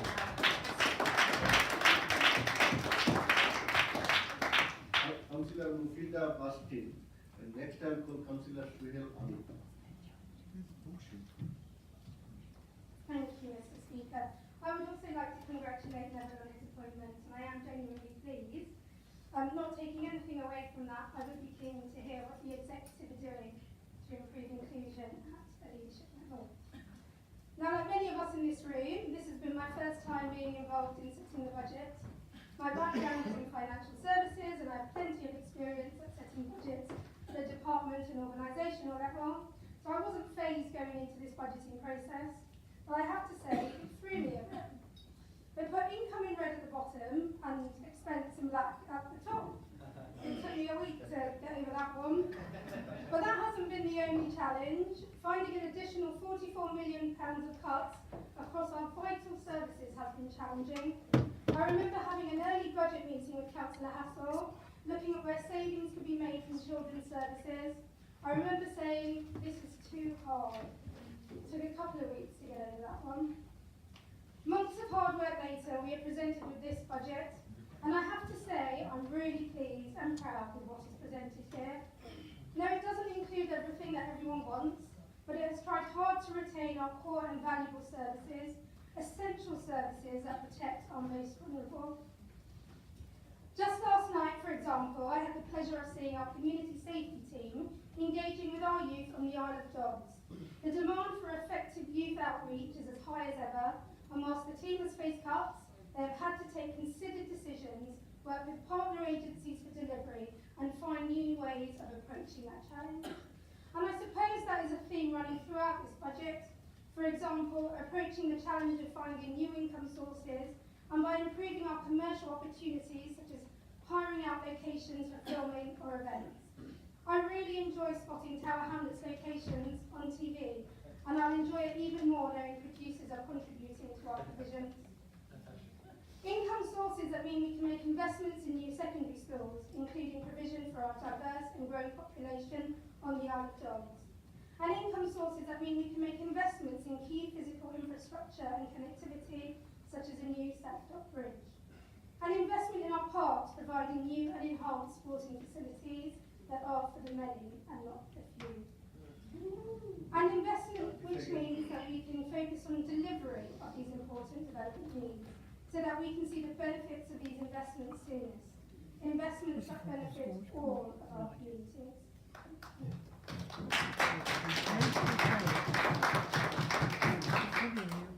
Councillor Shah Amin, and next I will call Councillor Amina Ali. Thank you, Mr. Speaker. I will focus on LEP growth with 2019 and 2020. As a Whitechapel councillor, I welcome the growth bill of 300k for local environment quality team. Continue to employ 6 people, amongst other things, focus on hotspots in terms of rubbish and cleanliness. Whitechapel has a problem of rubbish. Due to being next to concentration area, nighttime business and market, also specific states like Wellmead, Mother State and Barna states, that problem of cleanliness. I believe that budget will address our residents' concern, and as a Whitechapel councillor, look forward to work with the local government, local environment quality team. That's all, Mr. Speaker. Thank you. Councillor Amina Ali, and next I will call Councillor Dan from Windsor. Councillor Ali. Sorry, thank you, Mr. Speaker. I just want to say that I echo all the wonderful speeches that we give this evening in this chamber, and I really do welcome this budget, and I'm proud to have been able to welcome the budget. And I really want to talk about just one area, really, 2 areas really, about cultural activities in the borough, and how proud I am that we'll be able to safeguard and save things like the Mela, the Bangor Drama season, the Martyrs' Day, the Somali Task Force, Black History Month, fireworks. So even at a time when many councils are cutting these services, we are still able to provide cultural activities, cultural offerings for our residents. I'm really proud of that. Again, our libraries have been able to keep open, our one-stop shops, including Whitechapel, ID stores. I'm really proud of that, about the fact that we're able to say that. For me personally, I'm really proud to be part of an administration that's doing a lot to protect the most vulnerable in our borough, mainly the most vulnerable who are relying on our frontline services. And so the poverty fund is really welcomed, and it's amazing the kind of work that Councillor Blake's been doing to make sure that our most vulnerable in our community really do benefit from that, again with the council tax reduction scheme. And so I welcome this budget, and I think it's wonderful, and I think we should support it at a time when many councils are really making tough decisions. We've made tough decisions, but we've made sure we've kept children, our residents, the vulnerable at the heart of all the decisions that were made, and it hasn't been easy. As I know from the brief I've got from the Community Language Service, it's been tough, but it's a budget that really is trying to make sure that we don't forget that we do represent the people of Tower Hamlets, and we are people who represent the many few. Thank you. Councillor Dan Tomlinson, and next time for Councillor Peter Goals. Thank you, Mr. Speaker, for calling me to speak on this item. I want to start this evening by thanking Councillor Ronald for hard work on the budget this year, and to thank the Mayor and Cabinet colleagues and officers for their hard work. I also want to thank the residents in the public gallery, the dwindling number that are still here. I'm proud of our borough for so many reasons, and one of those is the fact that our citizens are active and engaged, and you help us make better decisions, so thank you. And just to think, you could have been at home this evening watching beautiful and talented people stand up and make short speeches all evening at tonight's Brit Awards. But instead you're spending time watching us do the same, so thank you. But more seriously, I want to say clearly tonight that this is a good budget, and it's a left-wing budget. It starts the implementation of our manifesto commitments and makes the right decisions for our borough. It shows that reducing poverty and inequality is central to our mission as a council. As has been mentioned, we're reinvesting £700,000 into our Tackling Poverty Fund, boosting early years spending by £500,000. That's an additional 10 hours a week of early education for 2 and 3 year olds for children in the most disadvantaged families. And we're spending another £500,000 investing in other programmes that give children from disadvantaged families the best start in life, from breakfast clubs and to holiday childcare. And let's not forget that we are one of the only councils, one of the few councils in the whole country that is offering 100% council tax reduction for those on the lowest income. This really matters. I think so. We're also bringing services in-house. Public ownership is something we support in this left-wing council. A sort of example of that is the £1 million that we're spending on our social work academy, reducing spend on agency workers and bringing staff back into direct employment, improving morale, I hope, reducing turnover, and improving the quality of this important service. And we're also spending £1.5 million to bring waste and recycling, we're spending a bit more than that, back in-house. But that's the amount of money that's going to kickstart our very own nationalisation.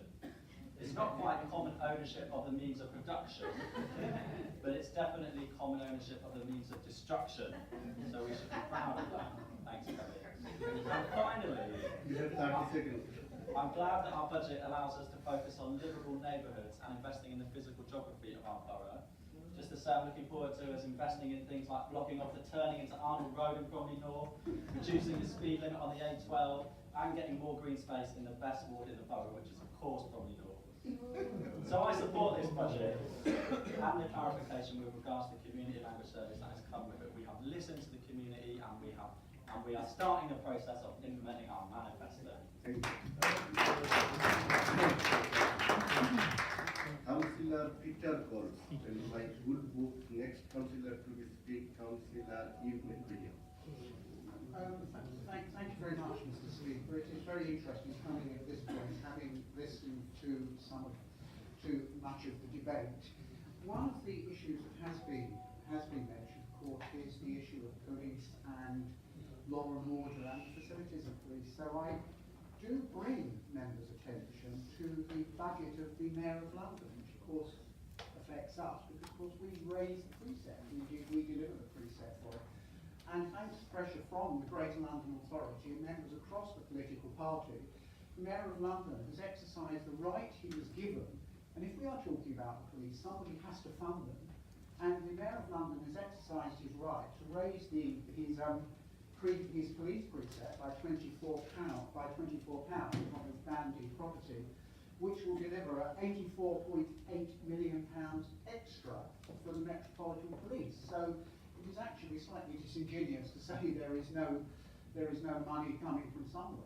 The Mayor of London is exercising the right that government has given to raise that money.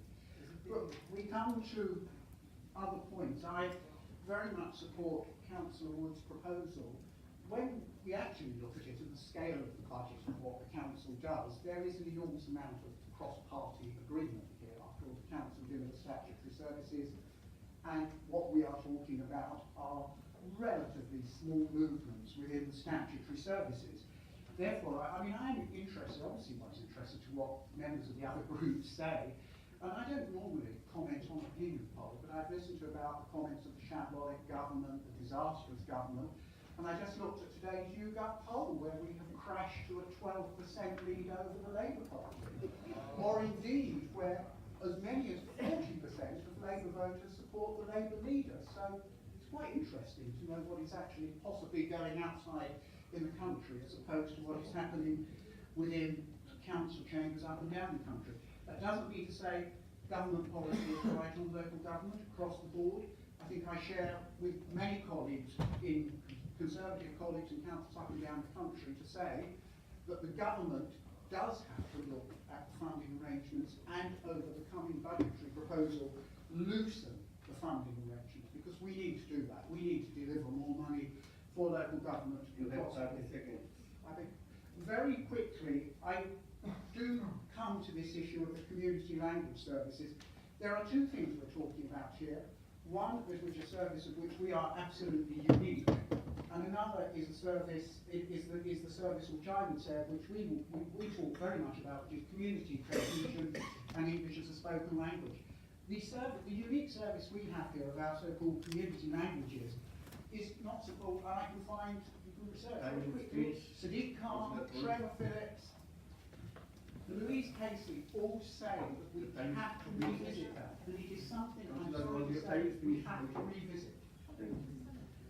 Councillor Eve McWilliam, and next will Councillor Mark Francis. Okay, thank you, Mr. Speaker. So as my colleagues have already said, this is not a Labour council that wants to make cuts. This is a Labour council that has been forced to by the government. We're members of the Labour Party because fundamentally we believe that decent public services are a way to create a fair and decent society. But we also need to remember that there's a lot to be proud of in this budget. There are services that have been protected by this budget, good services that support our most vulnerable residents. I'm proud that we prioritise services that tackle poverty through our Tackling Poverty Fund. And a few of my colleagues have mentioned this, so I wanted to give you some examples of how our Tackling Poverty Fund has supported some Bethnal Green residents. Sorry. First case, the resident support scheme. Resident approached me recently and said, why don't you do this great thing that another council does, where they give residents in crisis loans? Tower Hamlets doesn't give residents in crisis loans that they have to pay back. Tower Hamlets recognises that often the best way to support someone is to give them a grant for what they know that they need. So I've got a case at the moment of a resident who's very unwell and homeless, and they lost all her clothes. Tower Hamlets Council supported her by giving her some money for some new clothes. That's a tiny sum that made a massive difference to that woman's life. And it's because she's a Tower Hamlets resident that she has access to that resident support scheme. She wouldn't have access to that resident support scheme if she lived in another borough. And to talk about our Universal Credit Outreach team, Tower Hamlets Council is tackling Universal Credit by creating an in-house service of advisors to advise people on a benefit system that is deliberately difficult to use. They recently supported a Bethnal Green resident who was accused of fraud because she had twins. How shambolic the implementation of universal credit that you can be accused of fraud if you have twins. At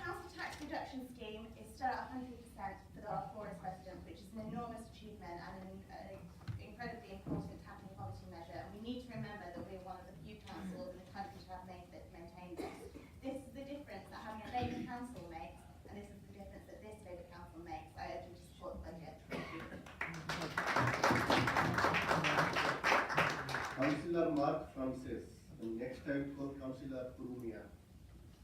Thank you, Mr. Speaker, and apologies for my lateness for turning up at the meeting. I'm really happy to support this budget this evening. It's the best budget I've seen since 2010, and I'm particularly impressed by the proposals for 2019-20.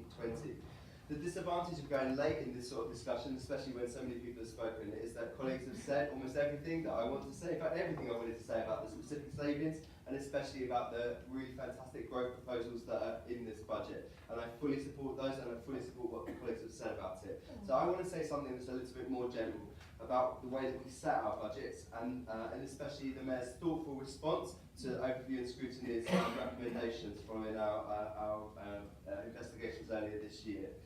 So 2 nights ago I attended Newham's budget setting meeting, and lots of good things were agreed that evening that replicated things that we're already doing here in Tower Hamlets. Living wage, we did that nearly 10 years ago in Tower Hamlets, but they're doing it there, and I really pay tribute to the Mayor there and the councillors there that are turning that authority around. But in one respect, we do something, I think we've got something to learn from you. The 3-year budgeting model that we use. I don't think this approach is serving us as well as it ought to, which is why I've raised it at the Overview and Scrutiny Committee, why it was one of the recommendations, and why in separate conversations with the lead member, more frequently than she might have an appetite for, I've raised it with her in those as well. And the reasons are, if you look at the papers, it says that in 2020-21, we'll get an income of 332 million, and the year after that will be 330 million. Well, I simply don't believe that those figures are going to be the ones that we will be working to in those years. And when I raised it at ONS, the Mayor himself said he thought that that probably wasn't going to be the case either. And this isn't about Mr. Merton or his team getting things wrong. This is about the way that they have to judge things. They can only allow us to make decisions on the basis of income that is absolutely guaranteed to be coming into us, or at least can be legitimately expected. And I think that one of the concerns that we have is that in adopting a 3-year approach to our budgets, we're essentially making decisions about what will be happening in 2022 based on figures that are not going to be the accurate figures for that year. And in fact, as has been said in this meeting several times, there's a fair funding review that's going to be happening. If Councillor Golds doesn't just tell us that the Chancellor should loosen the purse strings, but goes and tells the Chancellor, maybe that might even happen. Maybe it might have a little bit more wiggle room than we're thinking. So I think that we should, on occasion, that we have to make decisions for the coming year, but we need to make decisions, be more patient in the way to make decisions in years 2 or 3. I'm really pleased that's happened in Community Language Service. I hope it can be applied to other budget savings that are happening in future years as well. Thank you. Councillor Purumia, and next I will call Councillor Mohammed Faku.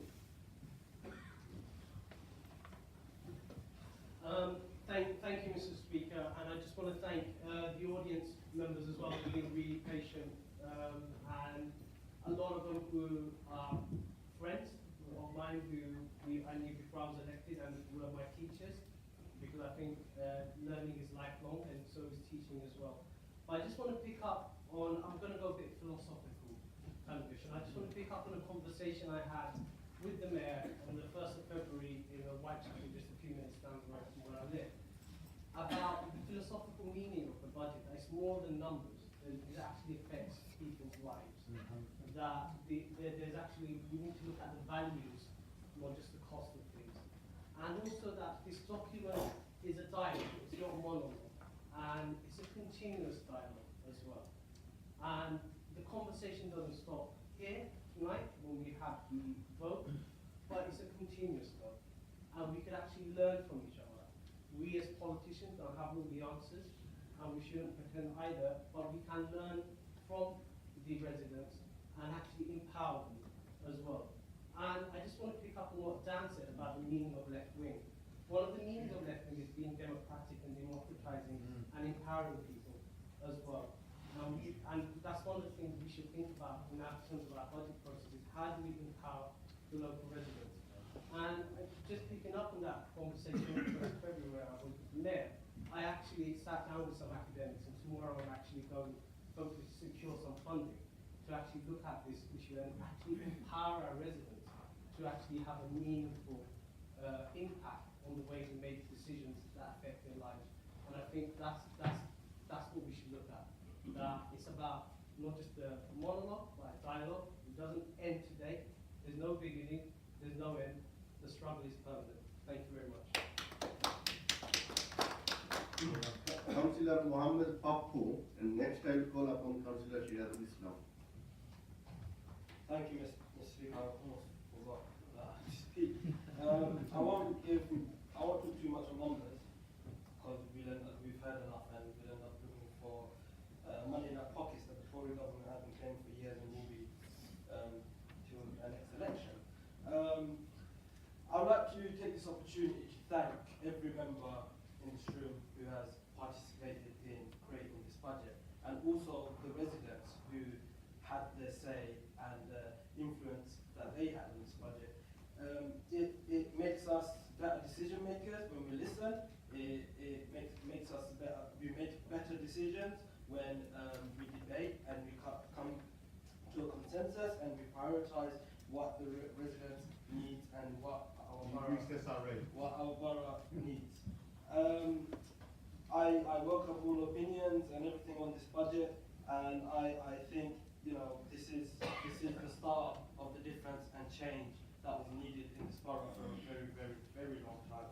And the next 3 years, I'm looking forward to discussing the next budget and how we have the results from this year's budget moving on to the next and to the next, and considering the Tory government and the pressures that we are in and we're going to face, we've done a good job. And in stepping stones in terms of what more we can do and how restructures and consultation and the meaning of those words are revisited and how we can better our decision making. Thank you, Mr. Speaker. Councillor Shirazul Islam. Next I will call Councillor Bal Whitehead. Thank you, Mr. Speaker. The budget proposal before us this evening is a strong and positive set of plans for our borough. It also provides stability and long-term planning. This budget delivers a Labour manifesto with new policies to make towns a cleaner, safer and place to live, fairer place to live.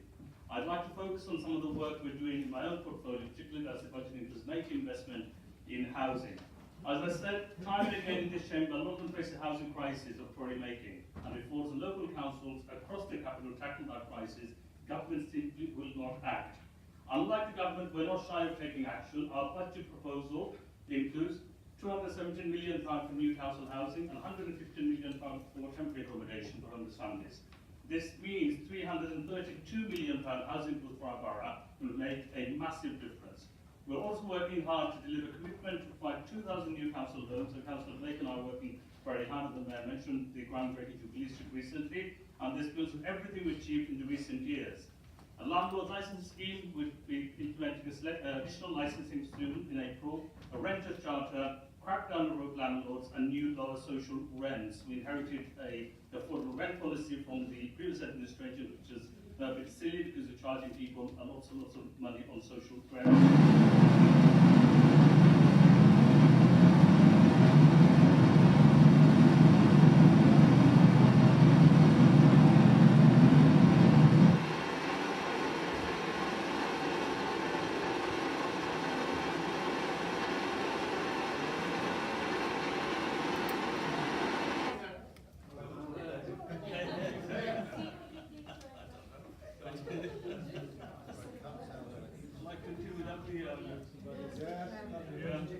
I was saying about new lower social rents. We've brought back our rent social rent, saving average family £5,000 a year, many new affordable homes too. We also joined panel on the body capital letters to help folks in their Council sound system is not many working. positives we're proud of and cannot forget the scale of challenge we face and the risk it poses on our progress. We continue to face sustained cuts in our council funding made by the Tories and the Lib Dem coalition. The condemned coalition in charge of the council's core funding is £148 million less compared with 2010, which was 64%. And over the coming years, the council needs to save further £44 million. Enormous challenge indeed. And we have 18,000 people on the waiting list. We did everything to provide housing for them. The Mayor has committed to 2,000 council homes, and we're delivering that. So I welcome this budget, and I thank the Mayor and Councillor Ronald as one of the officers for the work that they put in getting this budget to council.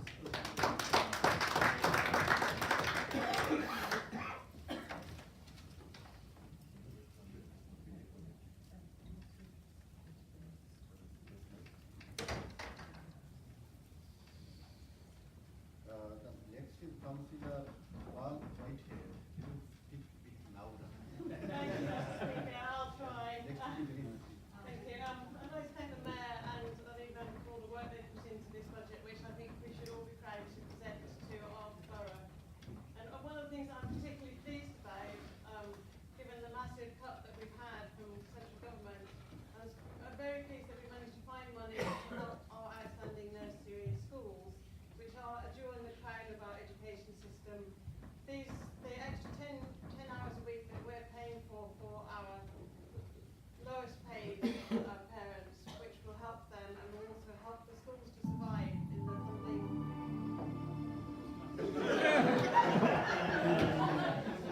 What's happening? They are setting up something. Can you? I think you need a new one. My diagnosis. Actually, yes. So nursery schools, our nursery schools are really something that we should be especially proud of. They provide specialist education, they emphasise play, they understand what our youngest children need. And I think the fact that we've been able to support them and to help them to survive is really important, and I'd like to thank particularly the lead member for his work on that. And we've also protected the free meals for our primary school children, which, given that so many families are relying on food banks and children are going to school hungry, I think that's something that we should be really proud of and that we should all celebrate. Well, not that they're using food banks, obviously, but they're getting at least one free meal a day. Thank you.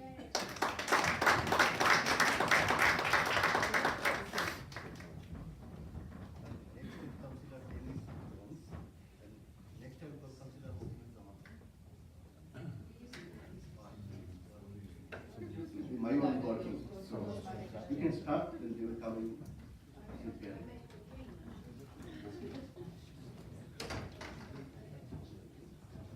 Thanks, Mr. Speaker. This budget is actually my 24th budget.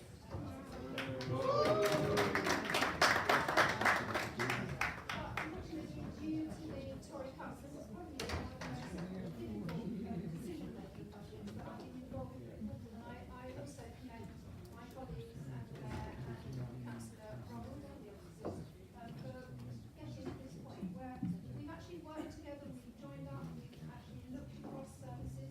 So Can you fix that microphone, all the guys? directors have kind of worked together. So one cut or growth will affect another. I just wanted to talk, a lot of people have actually said the things I was going to say, I don't want to repeat them, but it is important to note that this core funding is £148 million lower this year compared with 2010. I know we've said that already, but I hope the Tories are listening.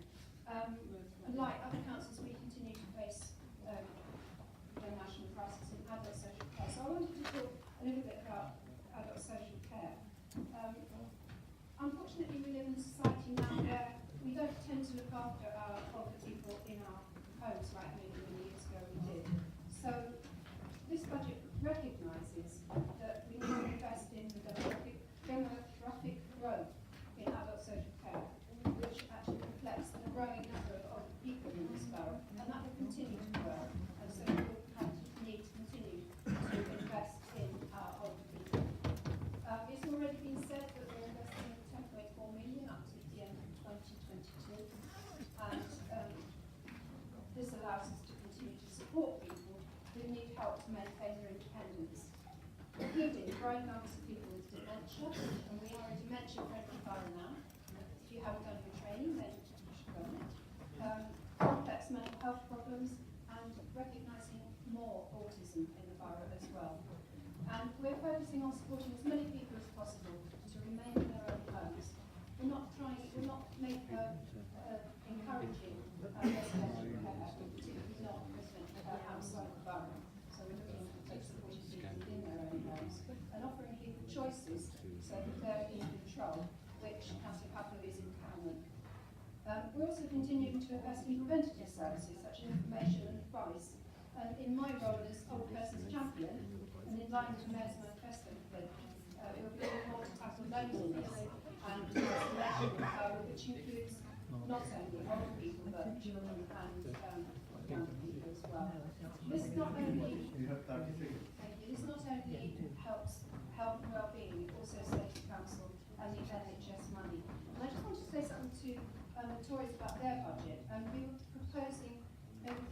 wanting to move the investment in smoking, but in this borough, 46,000 people compared to, well, it's actually 19.5% of the adult population smoke. That's 46,000 people in this borough, compared to 14.9% nationally. And last year, the council and its partners across health services helped over 1,350 people quit smoking, which helps in air quality.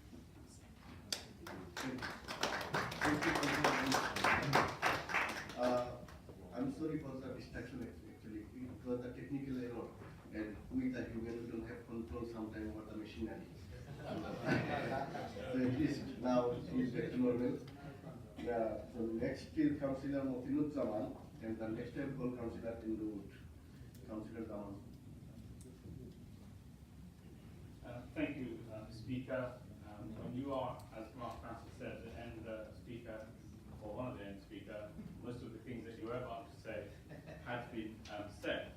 I would only start by thanking the Mayor and the lead member, the finance lead member candidate, for the work they've done on this budget. I believe, personally speaking, we have a prudent budget that has put us, the local authority, in a sound footing to deal with any fair funding challenges that come our way.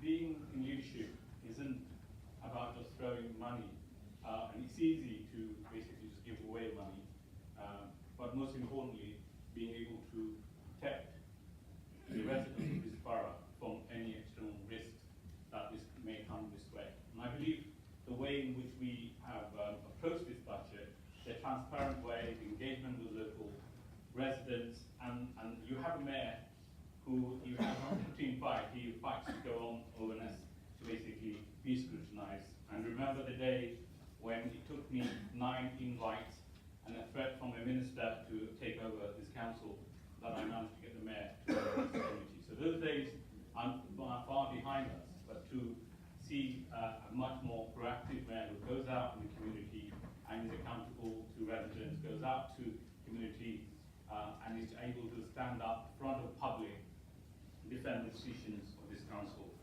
And I'm really proud to be part of that team to present this budget tonight to you and the public.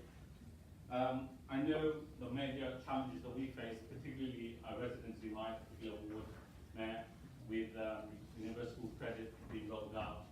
I know in Poplar we have 28% of residents in universal credit, and the challenges they're facing, many residents are having to attend food banks, and some of the mums who are no longer able to feed the children, having to go to work. And this budget and the mayor's budget allows the opportunities for those parents that never have had the skills or were out of skill, out of work for a long time, to be able to get those training skills through our award-winning work hard trains people over 50, people, young people, and are able to also secure apprenticeship and speak. You have 30 seconds. Thank you. And I do feel that this, without repeating something, this is a budget that will help put this council in a strong footing to deal with the challenges of the future. I think it's a sound budget, and I recommend that we all support it. Thank you. Councillor Indowood.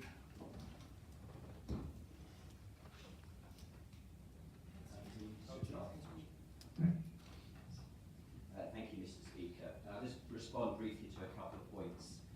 First to Councillor Jones about the stop smoking moving into mental health. If you go to Google, as I just did, and you put in stop smoking, you get 601 million hits in Google telling you how to stop smoking.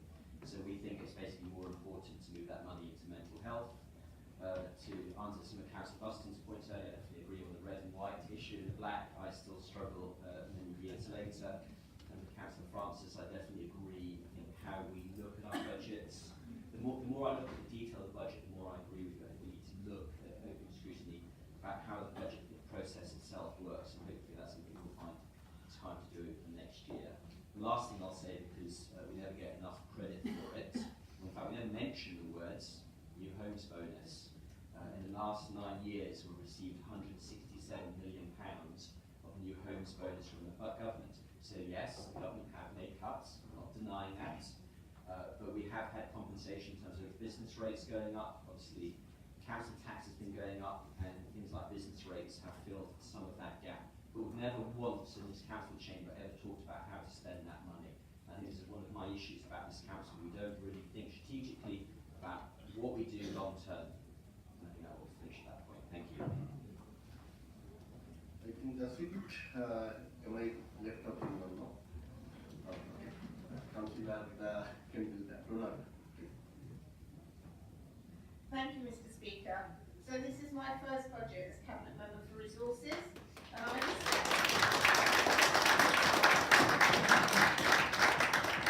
was slightly trepidatious when the Mayor first gave me the gig. You don't become a Labour councillor in order to cut services. That's what the Tories are for. And they're partners.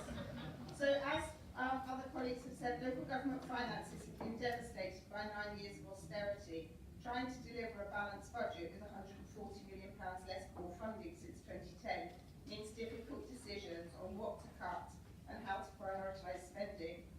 Colleagues have spoken about increased investment in services and used all the best lines, but I wanted to talk very briefly about some of the things I'm most proud of in the budget. So our renewed commitment to our voluntary sector with new 3-year funding streams, further resources for our Tackling Poverty programme, and the team that supports residents to deal with the unmitigated disaster of universal credit. One of the most generously funded council tax reduction schemes in London, where our lowest income households still receive 100% rebate, an extra £1 million for early years education, the building of new council homes for social rent through our capital programme, and a new team of ASB enforcement officers. And our residents share our priorities for the borough. In the public consultation on the budget, they identified their top priorities as community safety, housing, children's services and education. This budget sees significant investment in all these. Residents told us they wanted to see more efficient services and the council generating more commercial income. And given the savage cuts levied by central government, they were prepared to accept an increase in council tax of up to 3% plus 1% for the adult social care precept. In the end, we settled on 2.4% plus the precept. Now, on the subject of council tax, I wanted to pick up on the Tory budget amendment suggesting we should have limited the rise to 2%, including the precept. I would point the Conservative group towards the upcoming fair funding review. As a consequence of the possibility of using a notional council tax level rather than the actual level charged by each authority, many councils across the political spectrum are increasing council tax by the maximum to protect funding for council years. For future years, a lower rise in council tax this year would make producing a balanced budget in future years even more difficult.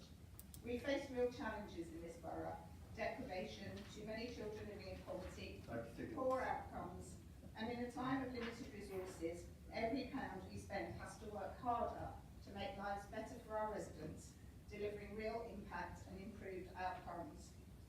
We know what the status quo looks like, and it doesn't always provide the solutions our residents look for.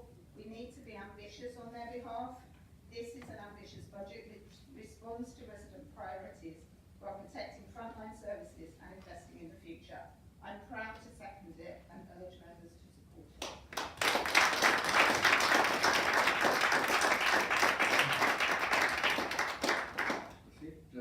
We have now reached the end of the general debate. Does the Mayor wish to exercise his right of reply? I'll speak briefly, and the good news is I didn't exercise my right to speak during the debate as well, so you only get me twice rather than 3 times. But can I start by thanking Candida Ronald, my Cabinet Member for Resources. She's done everything I asked her to do. She's done a great job, and we've worked together as a team, and the Cabinet has been hard on this as well, and the Labour group have been tough on us as well, and overview and scrutiny have been pretty challenging as well in many ways. And if you want to know how you get a job done well, it's by challenging yourself to always do it better. And I'm proud of the group that I'm part of, and I'm proud of the work that we have done. I was tempted to say that doing the budget meeting was more fun when we had a bigger opposition, but then I heard a speech from one of the former opposition members, and it reminded me that they still, I think, wherever they are these days, almost certainly still in denial about the mess they got this borough into. And it's shameful, and I'm pleased that we've moved on from that. Although there's a silver lining, I suppose, which is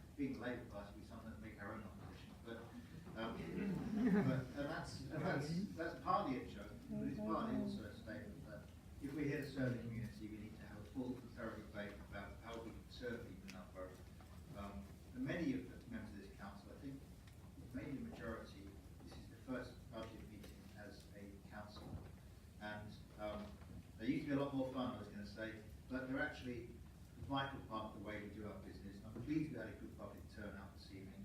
I hope people went away feeling a bit more reassured. There is a lot of hard work in putting the budget together, so you may say it's not rocket science, but getting it wrong is dead easy. Getting it right is a lot harder. I wanted to address one or two points that were made. I'm not aware, well, I'm pretty sure that we haven't closed the women's refuge. If you're generally talking about women's refuge, then their identity and location is kept very confidential for obvious reasons.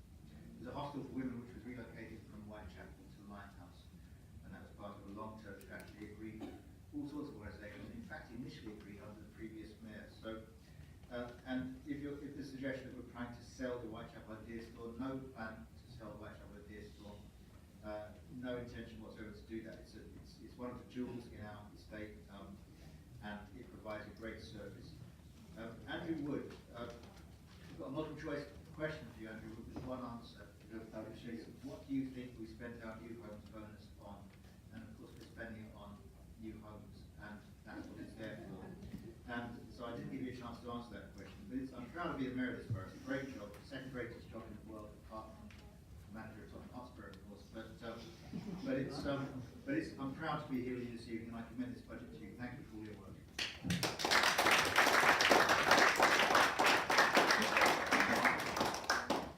Okay, now time for voting. Using the electronic voting system, we will now vote in the term of each of the amendments that are on the table. Starting with the Conservative Group amendment. So, as you are using the electronic voting system, there are no need for officer to call out each individual member name. One make the system ready, please.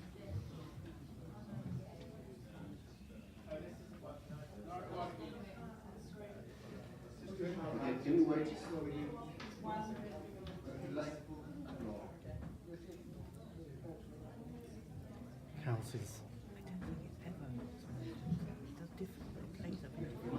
Sit loudly so we can record.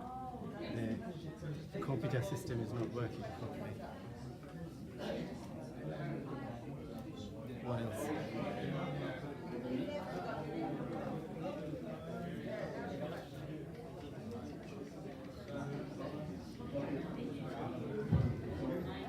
Councillor, we are voting now on the amendment proposed by Conservative Group. So because we are using the electronic vote and it's been recorded properly, therefore I don't think we need to call out the name.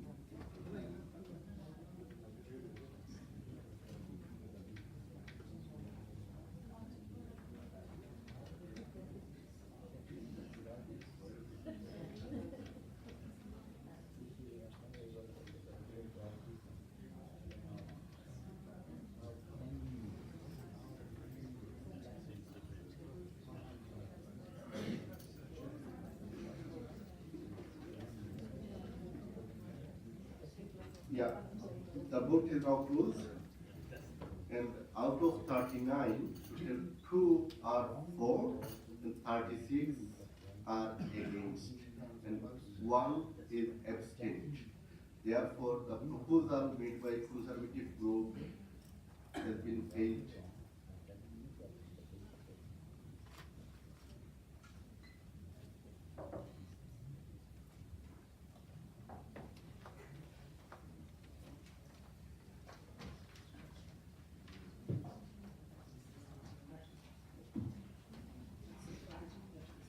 Yeah, we will now vote on the original substantive budget motion proposed by your Biggs, the substantive, the final one. So when you're ready, please vote now.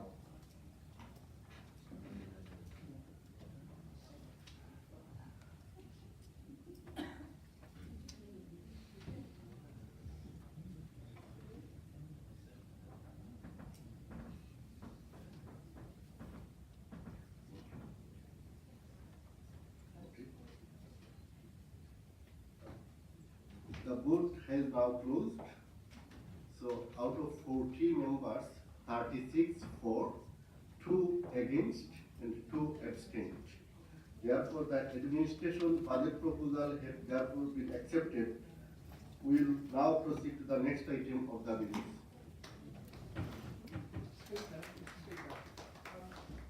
I have a serious point. Bearing in mind statutory instrument that was introduced in the year 2013, can I be assured that the minutes will record, as was required under the statutory instruments, the voting, and not be told you can find them on the website? They must be included in the minutes of this meeting. Thank you. Yeah, it can be noted.